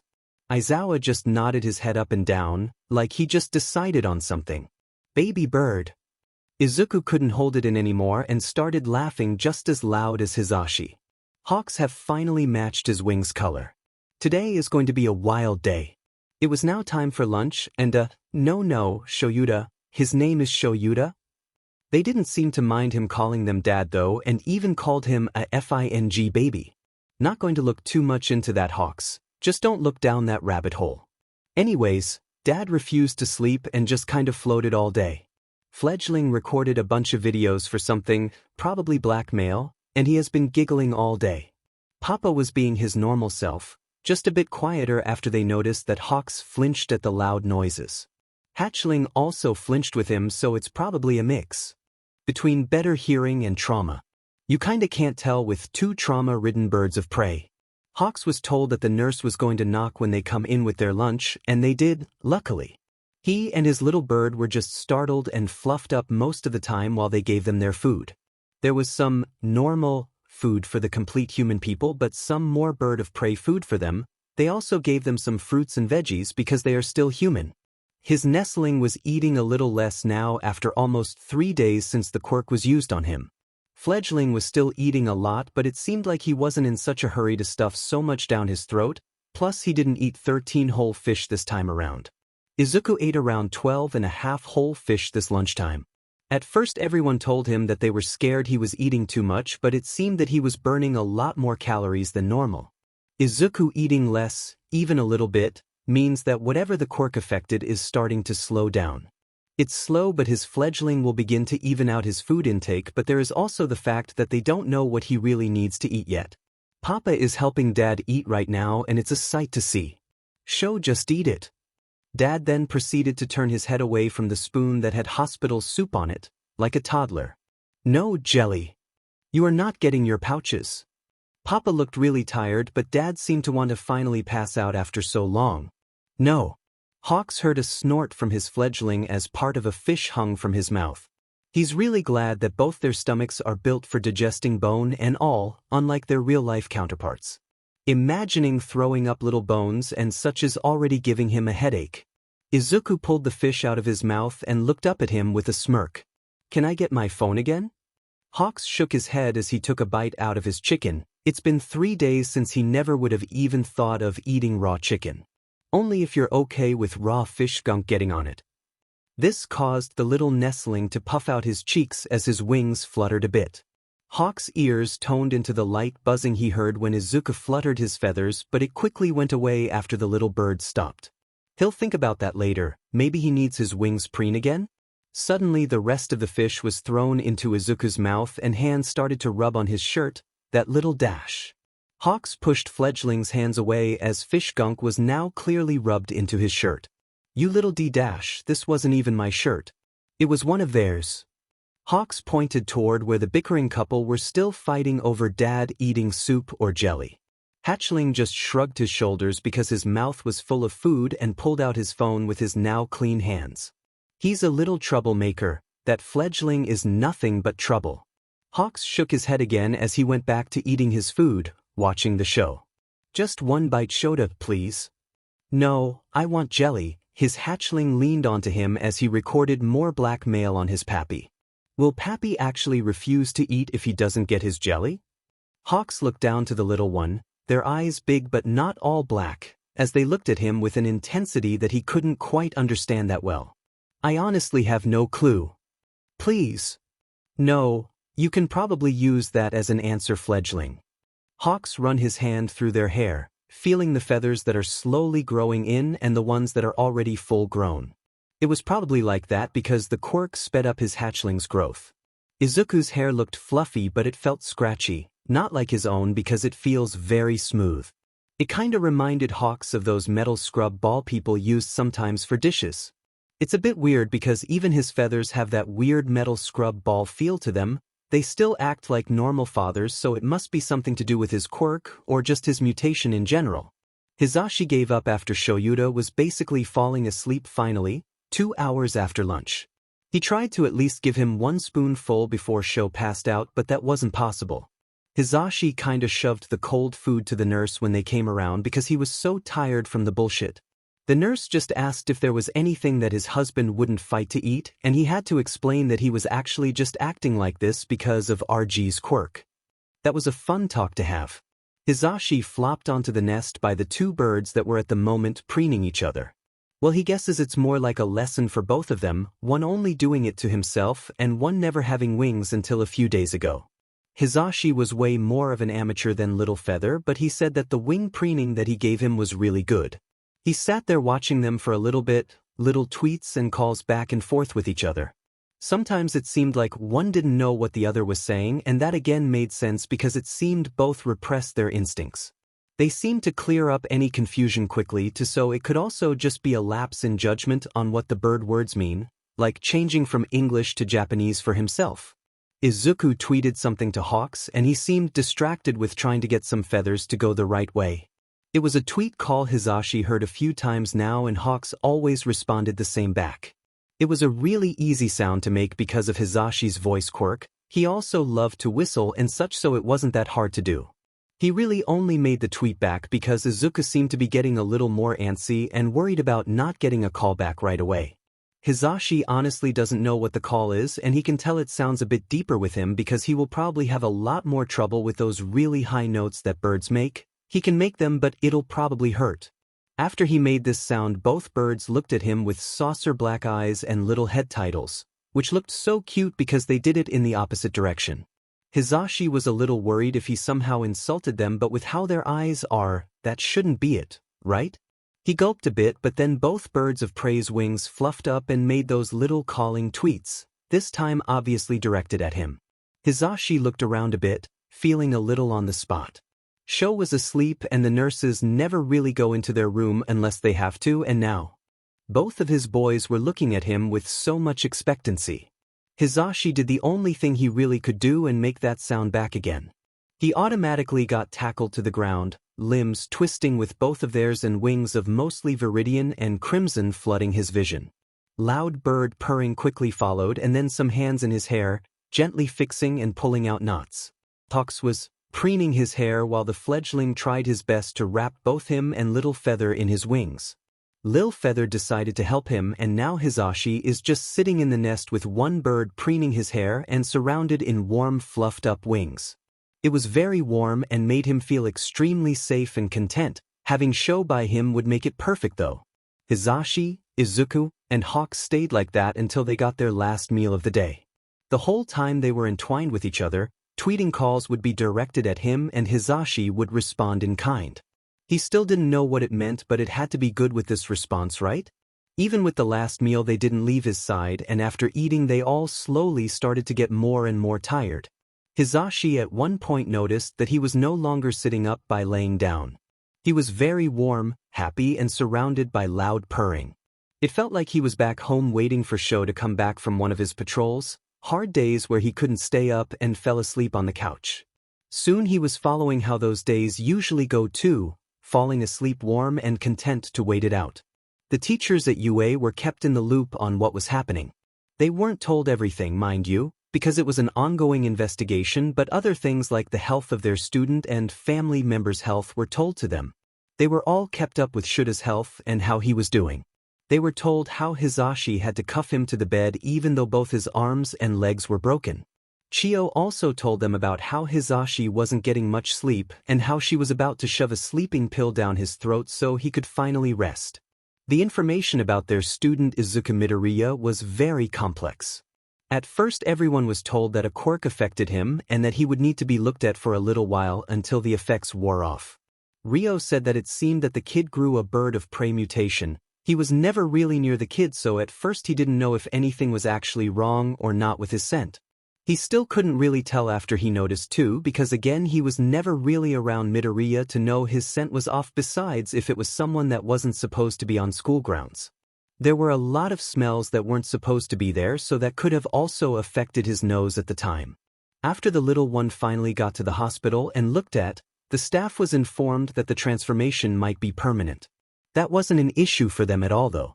There were multiple students in UA that had mutation and they all tried to accommodate to the best of their abilities.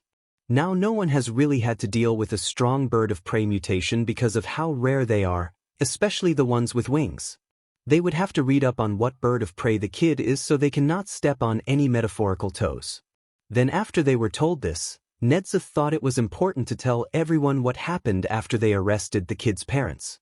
There was a small outcry at the fact they weren't even told that something was happening with his parents, but today was the day they could finally be told about it. It's been about 4 to 5 days after the USJ incident and 1 to 2 days after the arrest of the elder Midoriya. They will finally get information on the kid. Information they did get. All of them were in varying stages of anger, grief, or murderous intent. All the staff needed to be told the kid's past so they wouldn't hurt him on accident, plus it was mostly just an advanced case report because Nedza wrote it. Midoriya Izuku had a mutation quirk from the beginning. His parents took away his mutations, emotionally and physically abused him, emotionally and physically manipulated him, neglected his mutated needs and even normal human needs, and they were a part of a cult. How could they miss this? Everyone was just sitting in the teacher's lounge because they all agreed to read them around each other, for comfort's sake.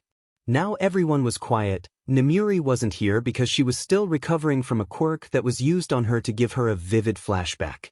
Nemuri, Hizashi, and Shoyuta knew a little bit of this information they all just read. No one is speaking up. No one can speak up. This is horrible. This is inhuman and wrong, and they said mutations are non-human while they are the F monsters.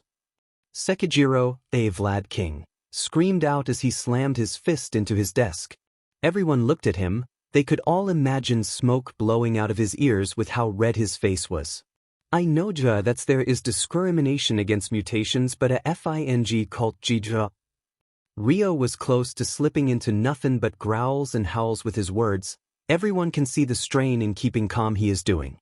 Anan, A13, was patting Rio's shoulder because everyone knew that was the only touch he could accept without trying to bite them in these moments. It's okay, Rio. Deep breaths. We know the motions now, we just need to think a bit harder in doing them, right? Everyone tried to follow breathing exercises or other things to calm themselves down so they all could think clearly. Ecto had to take off his face mask so he wouldn't freak out with something touching his face. The feeling of a bag being shoved onto his head or something being forced onto his face to hide his hideous mouth. Here is a picture of his civil clothes so you know what his face looks like. Snipe had to take out his gun and continuously spin the barrel as the familiar sound helped keep himself grounded. The sound of his childhood, teenage rebellion and now hero life keeping all his emotions in check. This sound just made his head feel clear. Higuri, the power loader, had to rip off his gloves at the phantom feeling of Quirk restraining gloves touch his skin. The normally comfortable gloves suddenly feel like a vice grip on his hands restricting him so he can't protect himself or hide in the ground if need be. Ken, Cementos, sat still breathing as tears freely ran down his face at the thought of yet another child being hurt and maimed just for how they were born. He was a small-time hero, only in the 200, but he still did so many charities. He used so much of his free time and money to help those with mutation and help those without them learn more about mutations so they don't seem as scary or different. Eller, aka Lunch Rush, pulled his cook hat down more, trying to hide the already hidden skin under his normal hero outfit. It was like he was suddenly feeling extremely exposed and everyone from his past could see him. Everyone was looking at his skin, only his skin. What was so wrong with having different types of skin? Anan was still helping Rio, and if she wasn't helping him, she would help someone else. Their best way to calm down was to help. That was all they were good for anyways. No one wanted to get near them unless they offered help, and even then they would still be pushed away because of their quirk. No one wanted to be near someone that could make them disappear in a flash. Chio was the one that gave all of them the paper reports that will be burned later. She was in charge of making sure no information got out, but this still angered her. Chio has seen it time and time again. She has had to help those time and time again. When will the world learn? When would people learn? Sekijiro was still trying not to punch his desk again. His bottom canines were piercing into his top lip and a thin trail of blood trailed down his chin. They all looked into the kid's home life. Every file of every child was looked at extensively. Sekijiro was one of the main people that looked at them, trying to read between any lines that could be there for the kids. He reads hundreds if not thousands of them every year, and they go over them again for every student year. They make sure they keep everything straight and in check to make sure all their students are safe and okay.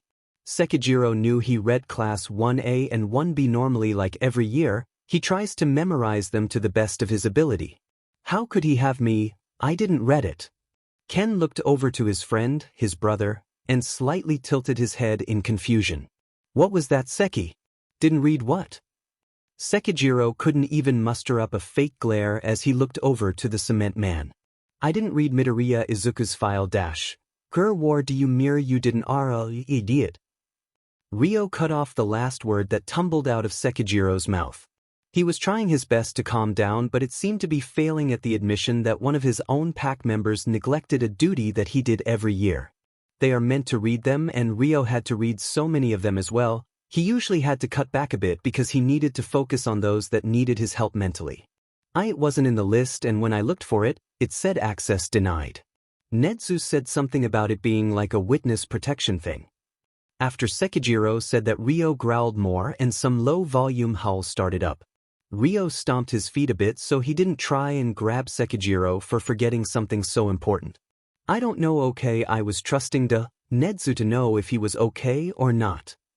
Of course I'd trust him. You know yelling at him is not going to make his anger go away. Ainin glared at the white-hair man as she slowly led Rio outside the lounge and to his office. It would have more methods of calming down there. We all know that his anger issues will flare at stuff like this. I know. I didn't mean it. I'm just mad at myself. Ainin didn't say anything else as she got Rio out of the room, still growling and howling all the while. Sekijiro watched as they both left, feeling bad about snapping at them, but it can happen. Stressful situations in comfort and not on the field will lead to more emotional outbursts because they have the time to spare for them. A somewhat quiet curse was heard and everyone left in the room turned to see Chio glaring at the ground. Snipe stopped spinning his barrel finally and looked over to her. His face was still covered but his body language clearly read as, on guard, still. Graham, what's got you cussing? You usually let the younger folk do that. The older woman's eyes snapped to attention as she clearly said a wide range of cuss words before she spoke. I told that big oaf not to hide anything from the boy's past. Ken looked confused. Big oaf? Alos Ched, as he messed up his hair a bit before glaring at nobody in particular. She means all FNG might. Almost everyone groaned at the mention of his name. That man shouldn't even be in the school to begin with. Ken still looked confused, if a bit more annoyed that this connected back to that idiot again. Chio, why is he involved with this? The old woman huffed in anger and kept an unhappy expression on her face while she talked. All I can really say is that he's some type of mentor to Izuku. This quickly made everyone talk loudly about why they weren't told about this. Why did All Might not do anything to begin with? Did All Might know what was happening with Izuku? Why did the blonde idiot hide the kid's past in the first place? I can't really say anything else on the matter. All you needed to know is that it's a mentor and student relationship thing. This causes everyone to slightly quit down more. This might be a case of Izuku just wanting to hide his past. The kid could have hid it for many reasons or something completely unrelated. A loud sigh could be heard for the smallest adult in the room as she gathered up the papers so she could burn them. If you all would let me, I need to get rid of case files that can't get into the wrong hands. You all will have access to them again after the whole thing is over or when Izuku gets back to school. With that, Chio took her leave and wished everyone to have a better rest of their day. Did Nedzu even have access to the files of Izuku Midoriya at the beginning of the year? Everyone slowly looked over to Higuri as he was clutching his hands into his chest. The phantom touch of the gloves were still there and now the cold that was associated with them decided to bite his butt as well. Higuri brought his hands to his mouth and blew warm air onto his cold fingers, trying to get any of the phantom sensation to go away. I'm just saying, if All Might was the one to close that boy's past, would Nedzu have been able to see it because All Might could have asked the co-commission for help with it? They were all quiet as they thought about the possibility until LR swiftly stood up. I have it ogodomai. Spot. The silent man that never usually spoke said that as he went for a spot under his desk that was hidden from view. It was the perfect spot for him to feel like no one was staring at him, dark and small. He would still be able to hear them, if not a little muffled. Everyone sat in their respective spots around the room, quietly thinking and silently giving comfort to anyone that needs it. There was no school since the USJ incident, and with Nedzu being on the main team for Izuku Midoriya, it would be even longer till they open the school again. Once Nedzu gets back, he'll have to help Higuri make improvements in the defense system. Suddenly all of their phones got a notification and they all opened it quickly, thinking it might be something extremely important. It was from the teacher group chat. Hisashi posted a video of Shoyuta in his asleep but not state that he always said was real. No one really believed that it was true till now. Some snorting and giggling were happening as the camera was obviously from a very low angle and Shoyuta could be seen arguing with someone behind the camera. There was then a text saying how it was the fledgling that was able to record it because Shoyuta was arguing with Little Feather, and he himself was laughing too hard. All of them heard the upset voice of Hawks, Hisashi's laughter, and Shoyuta sounding so drunk while calling Hawks a baby and his kid. This finally broke the mood in the room as Sekijiro, Ken, Snipe, Ecto, Higuri, and even Eller laughed at the video taken of the person everyone saw as their goth emo brother. Seeing the brother that never shows emotions, clearly show positive emotions was the funniest thing ever, and they all began to download the video. Yeah, Sho Yuta ain't getting away from this one.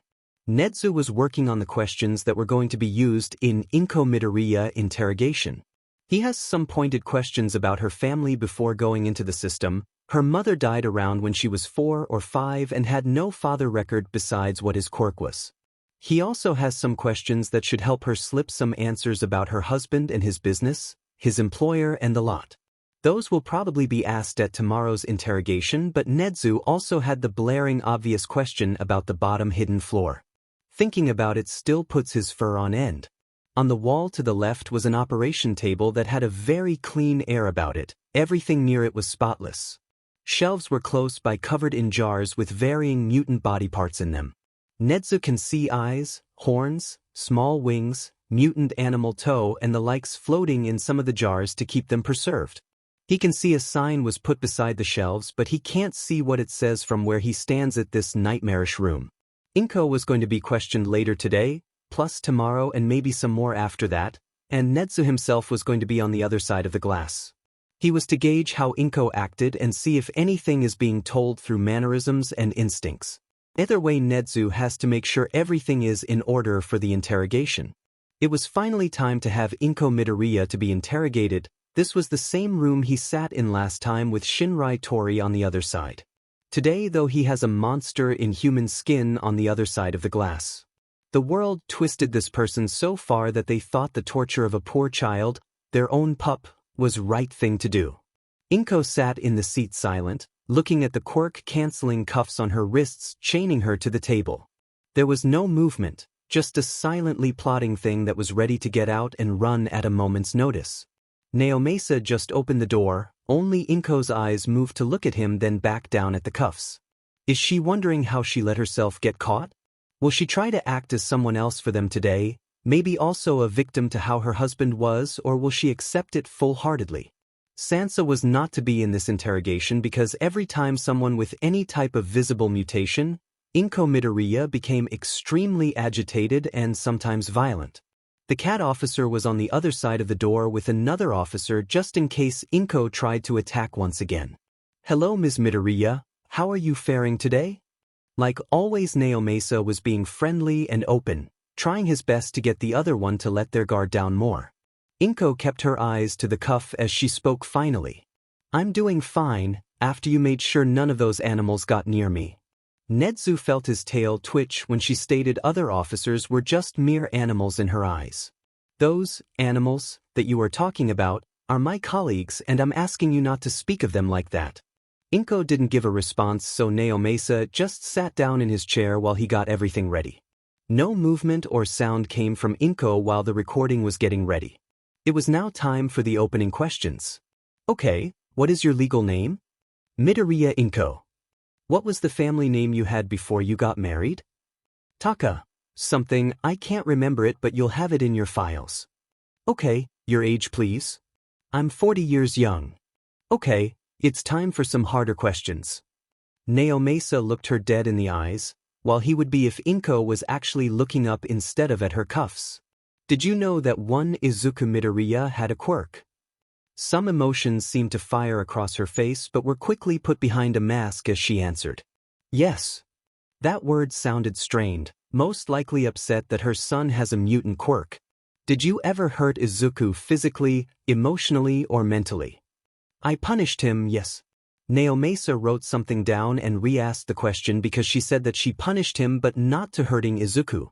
The question was now worded differently. Did you ever hurt Izuku in any way, shape, or form more than a simple light smack on the hand, but head ECT? ECT. Yes. Nezu quietly watched as he waited for his time to inform Naomasa to ask certain questions because it will happen sooner or later. Inko has decided to move her stare over to the detective's pen now as he wrote in his notebook. Did you know of the fireplace's hidden door? It was dark and everything was actually used. It seemed like they used the fireplace recently. Nezu wondered what they could have burned because there wasn't many ashes, or did they simply use the ash to hide the door handle better? He had a small team with him and they walked the long hallway to the wall-to-floor door. It was blood, it was bloody and nothing but death, but he had to go in there. Yes. Did you know of the panic button on the second floor, right by the start of the hallway? Yes. We were able to tell that, yes, it is a type of panic button but not where the signal would lead. We would need to press it to find the end signal, and by then the person or people that get it would have left by then. Nedzu wanted to throw his phone across the room as he was relaying the information. He knows that it would have gone the same way as him besides getting the general area of where the signal would have ended. He still felt as if it was his fault they couldn't find the end signal. They would be able to get these cultists out faster and get more information on them if they were able to. Did you ever use said panic button to call for help? It's normal for a mother to call for help from a friend when their child is being so unruly. You didn't answer my question, Ms. Midoriya. Have you ever used that button to call for help? Yes. Did you know of the secret room on the third floor? Nedzu was thinking of what was in front of him. The door that could lead his small group to death if he's not careful. The whole time the third floor kept entering his mind. Was it just a quick waypoint to go down the house in secret, or was there actually a room up there? Yes. Do you know of the book and records that were up on the third secret floor? Nedzu, sir, I was told that they found books or what looked like records on the third floor. It seems like it did have a secret room like you thought. Yes. Did you ever use those records or books? No. Naomesa's eyes twitched as he wrote some more in his notebook. Must I remind you again, Midoriya Inko, that my quirk is a lie detector and you have just told a lie. I didn't use them in the way you think I did. Then in what way did you use them? I was the one who kept the records. I wrote everything I was told to write in those books and all of the other things. I was like a secretary. Thinking of all that was in those records and thinking that this woman just stated it was like a secretary job. It made Nedzu fur stand on end. Names, dates, places, times. That was in the first book. Tell of who they were and how animistic they acted in their everyday life. It described what abomination they took after in a mock to God themselves to try and mix humans and animals. How it was a sin to be born something so feral when they were supposed to be in a God's image, a human. Do you remember what you usually write in them? Notes on saved members or individuals and the ways we saved them. There were so many names. So many names, through a wide range of ages. Some of them were deemed able to be saved. Some have detailed notes on how the procedure to save the individuals failed but helped them learn. How it was a noble loss for their cause of learning how to save more, and in the end their life actually was more than a mangy animalistic human that didn't contribute to a human society.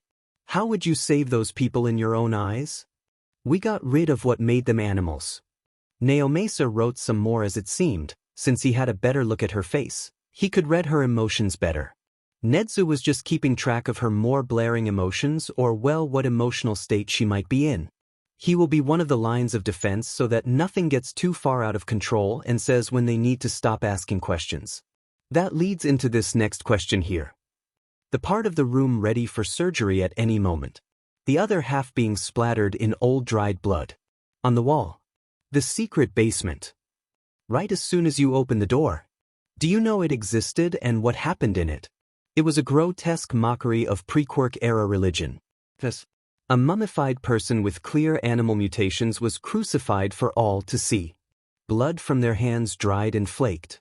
Parts of their body that weren't mummified properly part rioting as the smell or death grew heavier around all of them. Did you ever participate in what happened in the secret basement? No, I never wanted to be near those freaks. Jars upon jars full of body parts. All of them vary in size and clarity from how long they were sitting there. Some seem to need their liquids changed out as the water was too cloudy to see through. Did you know of the body parts that were kept down there? Yes. There was one jar. Did you take away Izuku Midoriya's mutations? No. It was slightly bigger than most of them. Did you allow for Izuku Midoriya's mutations to be taken away? Yes. In the jar were small wings of a baby bird. They would have been about the size of Nedzu's paw. There were also bird-like toes and random clumps of flesh floating about. Did you agree with what was happening in the secret basement? It was the only jar on a pedestal. Yes. There was even a little spotlight on it to let others see them better. Like it was some wonder to behold, for all to admire and see in its crystal-clear liquid. Those were all the questions that I needed to ask from you today, Midoriya Inko. Naomasa quickly rose from his chair as Nezu kept his eyes trained on Inko's figure. It has been a very long night for you, and I think it would be time for you to get some rest. It is almost morning time now. Inko looked up with indifference as she scanned his body with her eyes. Will you let me sleep in an actual bed, and if not, at least a pillow and blanket? His paws flexed with the need to use them on the person that he refused to look away from.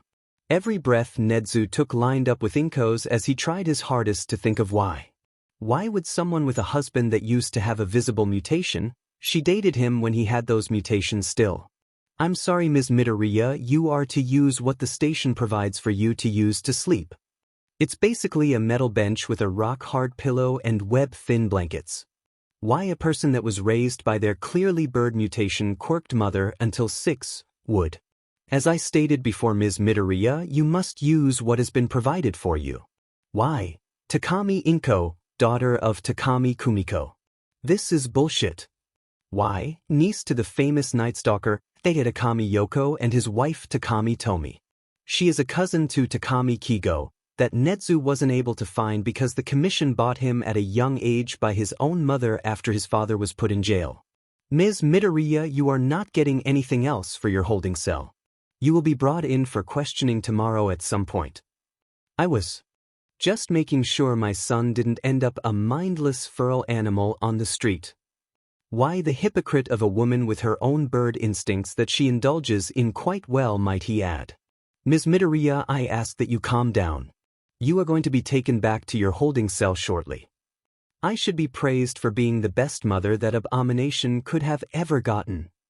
Inko yanked on the cuffs, trying to hold out a hand to Naomasa. Clear signs of her trying to use her quirk and not being able to because of the cuffs. Why does this person that would by all means understand mutants and the hardships they go through? I should be let go so I can rip off those things from my poor baby's back. He doesn't need them to be human. Why is she one of the main members of the Creature Rejection Clan or the CRC? Sansa, get some officers in here so they can escort Inko Midoriya back to her holding cell. No, Ino, you better keep that dirty flea-ridden street cat away from me. Nezu might never understand unless Inko Midoriya told that story herself. He started to put all of his things together as the sounds of Inko's cursing got louder. He needs to do more investigating into both sides of the Midoriya family and the CRC in general. Nezu looked at his notes and started to make sure the Midoriya family tree was right and the details he got were right. Inko Midoriya, previously known as Inko Takami, married in to Hisashi Midoriya. She took his last name and also married him after he had surgery done on his neck, shoulders, plus some parts of his chest and back. Her mother, Takami Kumiko, had to give her up after not having any more money to provide for both of them. The orphanage that took Inko Takami allowed for her mother to come in at any time to help and play with the children. Kumiko was known from the children as a mother they might never have and the orphanage workers as a godsend when they couldn't hire any more employees. She was a great woman that helped anyone she could. Kumiko's brother, Takami Yoko, was known as the Night Stalker, going around stalking both men and women for not what one would think. Takami Yoko, the Night Stalker, killed RPSs, pedophiles, and actual stalkers at any turn he could get. When he was arrested, he stated he was just listening to his instincts to keep the pests out of his territory. He also said he likes the thrill of the hunt that one couldn't get in the heart of the city. Hunting for one's prey in the wild is the best, but BSRs in concrete mazes are just as good too, was a direct quote from the man himself. He made sure victims got home safely for weeks after their attacks. Why is that on record? Police would get messages from the victims about feeling watched and seeing someone out of the corner of their eye. Police would send cars their way, but they never found anything. The pair of siblings that were close in age split off at a young age because of their parents divorcing, the mother taking the daughter and father taking the son. Yoko married at a young age, being involved with gangs and such until he was strong enough to go on his own. His wife and him never really tried for kids because his wife never wanted any. At one point though they did get Piarjin and T and had a son named Takami Kigo, a little boy with red wings. Netsu tried to track where he went, but after it showed the commission's handiwork all over his file. Netsu can tell who might be Takami. Kigo Yoko worked odd jobs throughout the day and made sure to cross-team many different gangs a week, selling them things and getting things from the other, it being info or weapons or maybe drags. He wasn't really home at times for his son and wife. He admitted to regretting it after he found out how his son was treated at home. His wife made it clear she never wanted kids, but one would think she would take care of whichever one she did have. She didn't. Tomi neglected and ignored her son on a daily basis. Yoko would lash out at her as months turned to years and the housework slowly went down the drain. The trash and dishes are piling up and Yoko needs to do more jobs because Tomi refuses to work because she was taking care of his son. Yoko did try his best not to let his son see his anger, but that was never the case. He did give the boy as much love as he could, but the random anger for the kid's mother would hurt their relationship until he was finally taken away. Kigo tried to make sure his father stayed with him, but nothing worked and Tomi just watched as the only thing keeping money on the table was put into a cop car. His sister and mother to our current Inko Midoriya wasn't doing any better. She had a pleasant childhood, besides people discriminating ageist her. Everyone mostly just treated her like a street bird when she was out and about, people giving her food because they thought she was homeless. When Kumiko finally left her home to go off on her own, many didn't want to hire her for her looks. With having more of a beak than mouth nose, plenty of feathers, and bird-type legs. Only places in bad neighborhoods would hire her or small dinners, and that doesn't even bring up housing. Many thought that Kumiko would trash their apartments with her nesting habits and other bird-type instincts that she would have. This leaving bad apartments or just living in the red light district, Kumiko was really set up to fail. She tried her best and kept an upbeat attitude for many years, going from working one job to two and then to also doing side jobs in her free time. Kumiko worked day and night to just try and get into a better living place. She helped anywhere she could and was well liked by many living near her. This little piece couldn't last long though. Through one night where Kumiko finally got completely off and decided to go out, she found herself falling hard for someone. It ended the next day, but that one night was all she needed to end up P.R.G.N.T. Unlike her brother who was in his late 30s or early 40s when he had his kid, Kumiko was in her early 20s. The quirk of her one-night stand was an emotional base quirk. That was all that was known. Kumiko's quirk could pull anything as light as a feather close to her. The doctor that wrote her quirk down said that it was just the starting point and she would be able to pull more to her with practice. She did too when she slowly got older and pulled things like staplers and somewhat big stacks of paper to her. She didn't have money to throw around or to just use for pleasantries. How would she afford a child? To refuse to get rid of it, she couldn't even think of that as an option. Kumiko saved up the best she could, making sure her employers knew that she was caring. She knew where to get things cheap and made sure that everything was as cheap as she could get it. After Inko was finally born, Kumiko learned just how hard it was to actually raise a baby when one doesn't have basically any money or free time. One of her bosses allowed for her to have her baby with her while she worked, but the second one didn't allow it. Kumiko was able to get some people that lived near her to watch her baby when she was at her second job. After all the saved-up money finally ran out, Kumiko lost her second job and had basically no money for food for her. She had to give up her child to an orphanage. They were very understanding and allowed her to help out there so she could be with her child more often. Things just seemed to get worse with her other job giving her less hours and almost no odd jobs being available. At one point Kumiko lost her only home and she sold everything that had any value so she could have some type of money on the street. At least people seemed to still give her food at random like when she was young. She still went to the orphanage any time that was available or whenever she was really free. Living on the street made it harder for Netsu to get more information on her, but one thing that stood out was the police reports. Sometimes she got in trouble for stealing food and other essentials. The officers never really did anything because it was just small offenses and it was always essentials. The last report was what struck Netsu's interest. It was a hate crime report. Kumiko was involved and it didn't end well. She was targeted, plus plenty of others with mutations, and defended anyone near her to the best of her ability. This selfless act left her with multiple stab wounds and ended up dead when she was finally in her hospital room. After spending many years on the street without a bed, she was able to pass away with the normal comfort that the lucky have. She left this world when Inko was around 5 or 6 and still in the system. And in the system Inko stayed until she finally aged out. She had no idea who her family was and probably had hazy memories of a mother that was there, but they were also there for the other kids. Was that her mother or just a caretaker that wasn't around as much? Inko went through her life, and at one point it started to get increasingly hard to follow her movements. She lived a normal life and fell for Hisashi. He still had his mutations. Then there was a record of their marriage and then son's birth. It was dark and stunk of someone in high power hiding someone and their past, or well, only part of their life. That was Inko's side of the family. Now Nedzu needed to get down all of Hisashi's side of the family. Hisashi's family seemed to be very chaotic, and he seemed to have a lot of family members. He has 3 siblings, a mother and a father, and he also had his grandparents from both sides until he was about. His parents didn't have any mutations, but his grandparents on both sides did. One set had some mental quirks with small lizard scaly type mutations, and the other side had draconic mutations with fire quirks. His siblings all had some type of mutations while his parents were mostly mutations free. Not wanting to make this too long, as Nedzu really just wants to get sleep, he'll sum up this family as quickly as he could. He can put in a more detailed version after he finally gets some sleep, and then he can help with the second part of Inko's interrogation. The twins of Hisashi's family had lizard mutations with heat resistance.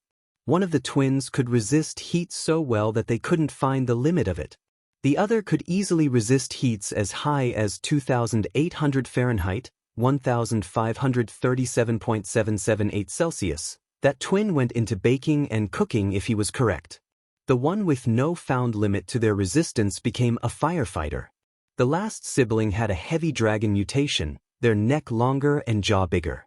Their quirk was just dragon, as they resembled about a 7-foot dragon that stood on 2 legs. There was a resistance to heat, but it was because of their dragon scales. One of Hisashi's parents had a mental quirk that affected how people hear their voice. The other obviously had a fire quirk. With both of them mixing quite well in Hisashi to give him fire breath that used to be named dragon's breath. Hisashi seemed to be a troubled kid that always got into fights and never listened. Growing up looked to be hard, as everyone looked to his older siblings and thought he needed to be like them. When he was a teen, he did get in some light legal trouble, as a cop had to take him to the precinct because of a fight. It seemed he fought with some kind of villain but never used his quirk, so they couldn't get him with a vigilant charge. He was never close to his older siblings, and after being able to move out, Hisashi took it and moved far, far away. He never kept in contact with them, and he was only ever contacted when they passed away. Hisashi got into a very good job after he got his act together. Slowly through his years he got into the highest position he would probably get, an assistant CEO to a big company. He was very close to the one that owned the company and the CEO. There was something about a surgery being done on his skin, getting skin grafts or something else for where his scales were. After how long they had been dating, Inko and Hisashi, they got married. It seemed like the owner of the company paid for the whole thing. That is also the person Nedzu thinks is hiding both of Inko's and Hisashi's lives. Only part of it, but still hiding it.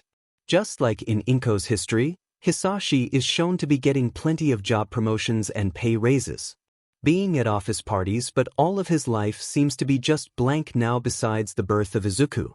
After Izuku is born, many coworkers have pictures of Izuku because Hisashi showed his son to everyone. In every picture though, there are no mutations in sight. They did it before anyone saw him. Nedzu looks down at all the information he has. Tomi is still alive but never even met her niece-in-law, Inko. That's a lost cause. Kigo was in the commission and probably turned into a hero we all know and love. That means he doesn't know them at all either. Everything is just neatly wrapped up by someone with money and power. They could have paid the commission or maybe have traces in the commission itself. Nedzu looks at all the family information he has, as every one of Hisashi's siblings are dead and gone. This could have been accidents or planned, but Hisashi can't be directly connected to any of it because of work and never being in contact with any of them. He also can't just accuse big CEOs and companies of being in the CRC because it was such a small cult to begin with. Not many even know it exists. It was around for a long time because it was made during the Quirk Wars. People look at others who have mutations as lesser and say they are now not human. It reminds him of the very old cult that existed prominently in the USA, the KKK. They seem to start out most likely like the KKK, but now it seems they are looking at all of mutants as something to be cured, or if they can't, they just get rid of them completely. The flashing light of his phone pulls him away from his thoughts. Nezu needs to be up in about 4 hours, so it's time to sleep. He started closing up his notes and making sure everything was in order. It's almost 6 p.m. and he didn't get a wink of sleep since he started getting the raid of the Midoriyas ready, so 2 days of no sleep? Nezu goes over to his bed, gets in and starts to relax. That's when he noticed that he had some texts from Izuku Grand Pup and Zashi his pup. Taking a quick look at what was sent to him made Nezu dissolve into cackles. Shoyuta, his first pup, had finally gotten his last bit of healing, but not enough to knock him out. This means that someone was finally able to record when his pup was being woozy and completely out of it. It showed his pup calling the new pack member a baby and saying he will always be a baby. It's all in good fun and it's kinda true to how their pack acts. If you are the youngest, you are always the youngest no matter what. Since Shoyuta was so out of it though he forgot about Izuku, so he was spared the embarrassment. This time around, Nezu laid back down so he could finally go to sleep. It was nice to watch that after dealing with so many dark topics for days. His pack was safe and happy. Nezu was actually able to get some good sleep for the night. This was all bullshit. This wasn't supposed to happen and the heroes weren't meant to see any of it. She was supposed to help her son by plucking off his feathers so that it would be easier to operate on later. She might have been a little mean about the whole thing because Izuku was meant not to get them back, but he did. Inko was alternating from grabbing handfuls of them and then just one to a few so she could keep her son on his toes, but then those heroes came in and ruined everything. She had to use her quirk to beat that wench of a woman, Midnight, making her see the one monster she never wanted to see again by using her power. The plague on the CRC's back so that they could never grow stronger. Nizu, the FING-born animal that got a quirk, that is only meant for humans by the way, a quirk to make him smarter than humans, and he integrated into society. Inko knew that if Izuku went to UA that Nizu could get his little monstrous paws on him, but she didn't think that thing would ever step into her FING safe haven. Inko knew that Izuku was a good boy and would stay in line, especially since he finally manifested the other part of his quirk. The light that emanates from her son's body when he uses his quirk is nothing but raw power, and that made Inko giddy knowing that he didn't need those abominations on his body just to wield it. It just took longer for him to know how to use it. Inko shifts around on the hard cell concrete with the sheet blanket they provided. She can already feel the back pain that she's going to have by sleeping on this thing. Every second that ticks by makes her somewhat regret not killing that thing that she gave birth to all those years ago. It was Izuku's fault for being born like that. Why did he have to choose wings of all FING things? Why did her body let that thing reside in her for 9 months? Why didn't it try and kill it like all the other miscarriages they had? Why did that thing have to live besides the other normal babies she was meant to have? It made no sense to her. They got rid of them too. Hisashi thought it would be a good idea to keep them. It was a momentous occasion, the first one of its kind to see their little baby boy lose the things that made him a filthy, disgusting animal. They did have to go back and fix his hairline, tail feathers, and some other places that just seemed to keep growing them. Her baby boy was supposed to be normal. That was why they locked it up for only their eyes and the CRC's eyes to see. Her little Izuku didn't even know he had them to begin with. They were in the main room, for all to see. They even had a little progress book, showing when their son would show signs of animalism and when they would finally free him of those animalistic ways. The CRC was already trying to turn some of the animals to normal humans, like they did with Hisashi, and the proof of their son changing to be more human helped that as well. Their baby didn't have to be burned, didn't have to be crushed, didn't have to be smothered in his sleep. Inko didn't have to kill that disgusting and vile thing that crawled out of her body. Her little baby boy. The main room slowly got filled up with more and more animal parts. Those things are on full display with pictures and descriptions of the owners so they could see how far they came. It wasn't the only place that did this, but we were one of the firsts. The main room was a turning point in the CRC's history. where everyone could see that their god wanted them to save as many as they could, as many as they came from the wild and feral traits of these beasts that roam around the planet. Inko saw many go down into the main room and always wished those things luck because they would soon be human. The main room also had an exit if someone were to ever find them. Hisashi made sure there was always at least 2 clear exits for them. One was more hidden in that room, but that other was on full display. He made them so that me, his emerald, could escape with their beautiful little boy, Hisashi's little howlite. Inko didn't care about how Hisashi's named them after jewels and crystals. That was just a little trait he had. Inko honestly thought it was so cute. She was something precious and perfect to her husband. But he left her behind. She was on the top floor and let those heroes inside their home. Their safe haven. She can't even tell if he actually tried to get them out because of that. Beach on the steps that had such a fun backstory to read. Haha, an aunt that used her body to how she saw fit for most of their life, then injuring their aunt one day by accident when their quirk went out of control. Knocking out her aunt at the top of the steps when she was just a wee little girl. The aunt deserves to rot in hell, but it was something Inko could use. So she did, but Hisashi left her still. Nizu was there. He used the escape in the main room, probably the more hidden one, so if they did follow him it would take longer to find him. He left her with the abomination of a child that he said to keep and left her in this cold, dingy cell when they could be in a safe place together. Hisashi said he would never leave her. They promised each other that, but he left her for the heroes that don't understand the CRC at all. They even brought her to a station that didn't have any of their members at all. There were some here, but they were office workers that dealt with the paperwork and not actual prisoners. How could he leave her behind like that thing he wanted to keep? Inko would have killed that thing, but he stopped her. She was forced to leave behind everything. They are probably touching all of her things. She always loved to collect shiny things and other stuff that looked weird. Since a lot of it looks weird normally, they might think it's actually something when it's just one of her trinkets. Inko had to leave behind everything.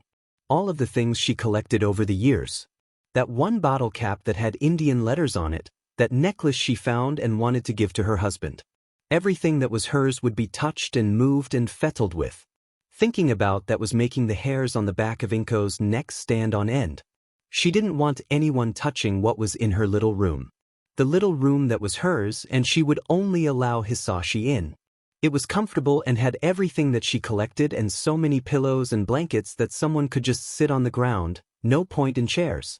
She never let her son into that room because it was her room with everything she liked in it. She didn't want him messing it up or taking something from it. Midoriya Inko. She looked over to the cell bars to see 2 officers. Again.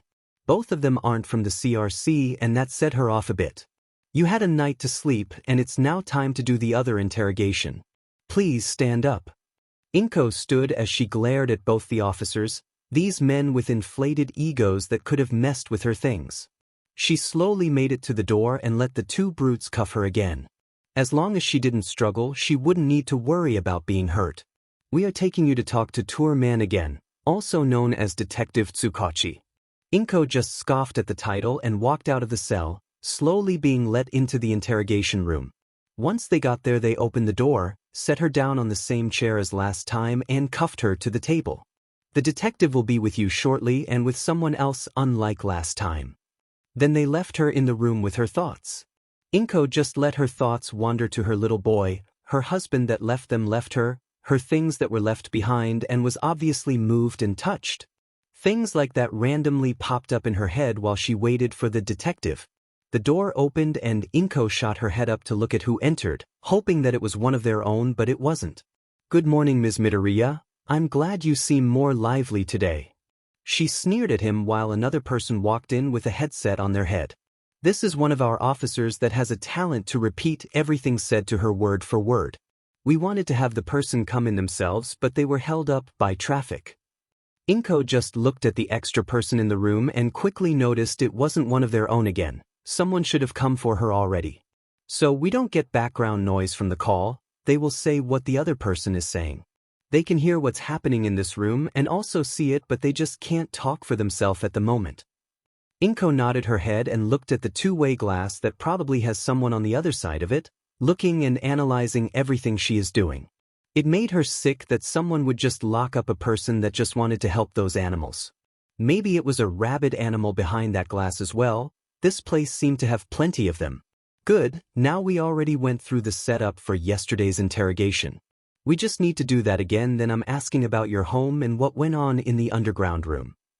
They did the same thing yesterday. Stating what's happening, why this is being recorded and all the bullshit. If Hisashi didn't leave her, she wouldn't need to do this. If he just let her kill that FANG thing that her body fed up making. Once they were all ready for the questions, they re-asked some. They were still yes or no, but he needed it for this recording too. Okay, now, my friend here is going to be mostly questioning you. Inko just rolled her eyes as she slowly got more agitated. This was all bullshit, and if she could, she would have made that feral rat see how his past was. The extra person then sat up a little straighter and finally started saying that other person questions. Okay. Why did you join the cult that you are currently a part of? This made Inko's little bit of calm break as she jerked her chains as stood up. It is not some F cult. We are a revolution waiting to happen. That does not answer my question, Inko Midoriya. I found them when I was younger as they helped me through life. They first found Hisashi and showed him how disgusting his mutations were, and then they helped teach us how society is supposed to be. Inko slightly yelled as she refused to sit back down. No one was going to bad talk the CRC and get away with it. Those people were like family. No, they were revolutionaries lying in wait so they could finally help everyone see how rabid animals shouldn't walk along humans. Good, thank you for answering my question. Now, what is your group called? It's the CRC, you stupid D-. What does that acronym mean? You said you did all this research into use and don't even know our name, our cause? We are the Creature Regation Clan. Those rabid animals have no place living with humans, let alone near cities. Thank you for helping me know the name and part of what the cause was. Would you like to talk more about what your cause is? This made Inko stop in her anger for a moment. They want her to inform them in their group? Why? She wouldn't just give information loosely, but maybe they just needed to hide their want to go into their group. This could be someone wanting to join, and that could also go the same with everyone in this room. Inko's eyes flicked to the camera in the corner or the room and finally noticed that it was off. That I was just curious about your group, that's all. Would you enlighten me on what your group is all about? Inko stood there for a bit, trying to see if anyone in the room was lying. She couldn't see the other person's face, but their words seemed genuine and they could just be using the call as a front. This person might be the person that actually wants to join, and they could just be lying about the call. Inko then calmly sat down and looked at them with slight suspicion. Our group likes to have their secrets, just like everyone else. I won't just tell you everything. She needs to know. Are they actually wanting to join, or are they just going to sell all of them out? They all do need some more people in this place, so this could be good. Yes, of course. Naomasa and I have been getting annoyed and a bit agitated at all or our animal co-workers. They just seem to follow their instincts only, even while on the streets and on the job. This got Inko to sit up a bit straighter. She was never one to find new members. She was someone that helped out new members, yes, making sure they know the basics, but never actually finding new members. Inko looked at both of the people in front of her. She studied their faces the best she could. She had a degree in psychology, but that didn't mean she could just read anyone. These two are good at hiding their emotions. What Inko can see is interest, curiosity, some anger, but not toward her. That must be to those feral animals these two poor men have. If she's able to get out of here, then she could go back to Hisashi and maybe get her things back. Inko needs to get out of here. I can see that both of you turned off the cameras in here and even the recorder here. You turned it off at one point and I didn't notice. The detective nodded his head as he moved to show the recorder. Yes, I did. As I stated at the beginning, I needed to at least re-ask some questions from before. I did that, so there was no point in having it on anymore. This was really it. Inko could get out of here and on her own at that. She could go back to her things, and Hisashi probably will also be able to slap that man for leaving her behind. Okay. The CRC's main goal is to have Japan and the world at one point, to go back to where we didn't let those animals run things. Take that rabbit principle of UA for example. It's a literal animal that helps children learn to be heroes. How could that wild thing know how humans save others? The detective nodded his head at that, same with the other one in the room. It seemed like that creature loved bringing this poor soul to work for it all the time. We can turn some, like my husband Hisashi and son Izuku. We got rid of those disgusting things on them and then they started to be more human. That's why I was so upset when Izuku got his defects back. We just got him to be 100% human and then we got set back all the way to square one. We were even going to use his bad boy room as something different, but we needed to use it again. Inko went on as she started to try her best to get both of these men on their side. Those that can't be saved then must be terminated. It is better to let them die under the Lord's eyes than to let them live those animalistic lives they were forced to live. Is that why there were so many religious texts and sculptures in the underground room? Yes. God, our Lord and Savior, didn't make humans to just suddenly turn them back into animals. Humans that have come out wrong need to be fixed, and at one point there will be no more of them. The world will be full of humans once again, and not these feral animals that claim to think like we do. How many have you saved? We saved many, many people. They were able to see how much life was better without those animalistic constants holding them down. Hisashi was one of the first few that was able to be fixed, saved from his animal side. Izuku, my precious baby boy, was the youngest one to ever be saved. We have all of his achievements in our archives in our Pure Room. The Pure Room also holds the past parasitic animal parts that others were freed from. We made sure that those were saved, stayed saved and pure. We have everything in the room under our house. Well, everything that was done at our Pure site. Other sites have their own logs, but ours was the best out of everyone else's. What did you do to those that would refuse to stay pure even with having those awful parts being removed? We helped guide them to the best of our abilities. Depending on their age and personality, there could be a different guide meant to help them specifically. If they refuse more, we slightly move them back on track, like how we helped my perfect baby boy. So all those things we found help your guides push those saved in the right direction? Yes. We do all we can to help those we have saved. How many of you are there? We have members all over Japan. We are always ready to help and guide those that need it. I mean, just last month a member found this poor child that needed too much help and we helped them. They could be left to fester in their instincts until it was too hard to help them anymore, but we were able to find them at the right time. Was there ever anything important that happened in your group? I can see with you all being laid out so thinly across Japan that it's a bit hard to stay in contact and coordinate well. Well, yes, being so far apart is more like having extended family, I suppose.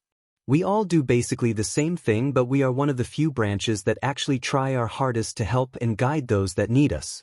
Other branches in the more crowded areas just like to dispose of them even if they could have been easily saved. The one that was said to be on call stayed mostly quite the whole time, but they did nod their head here and there. They must be shy or something. Inko knows many people like that. It did seem like they wanted to ask a question though, so Inko motioned him to ask it. The jingling of her cuffs made her realize how restricted she felt and wanted them off.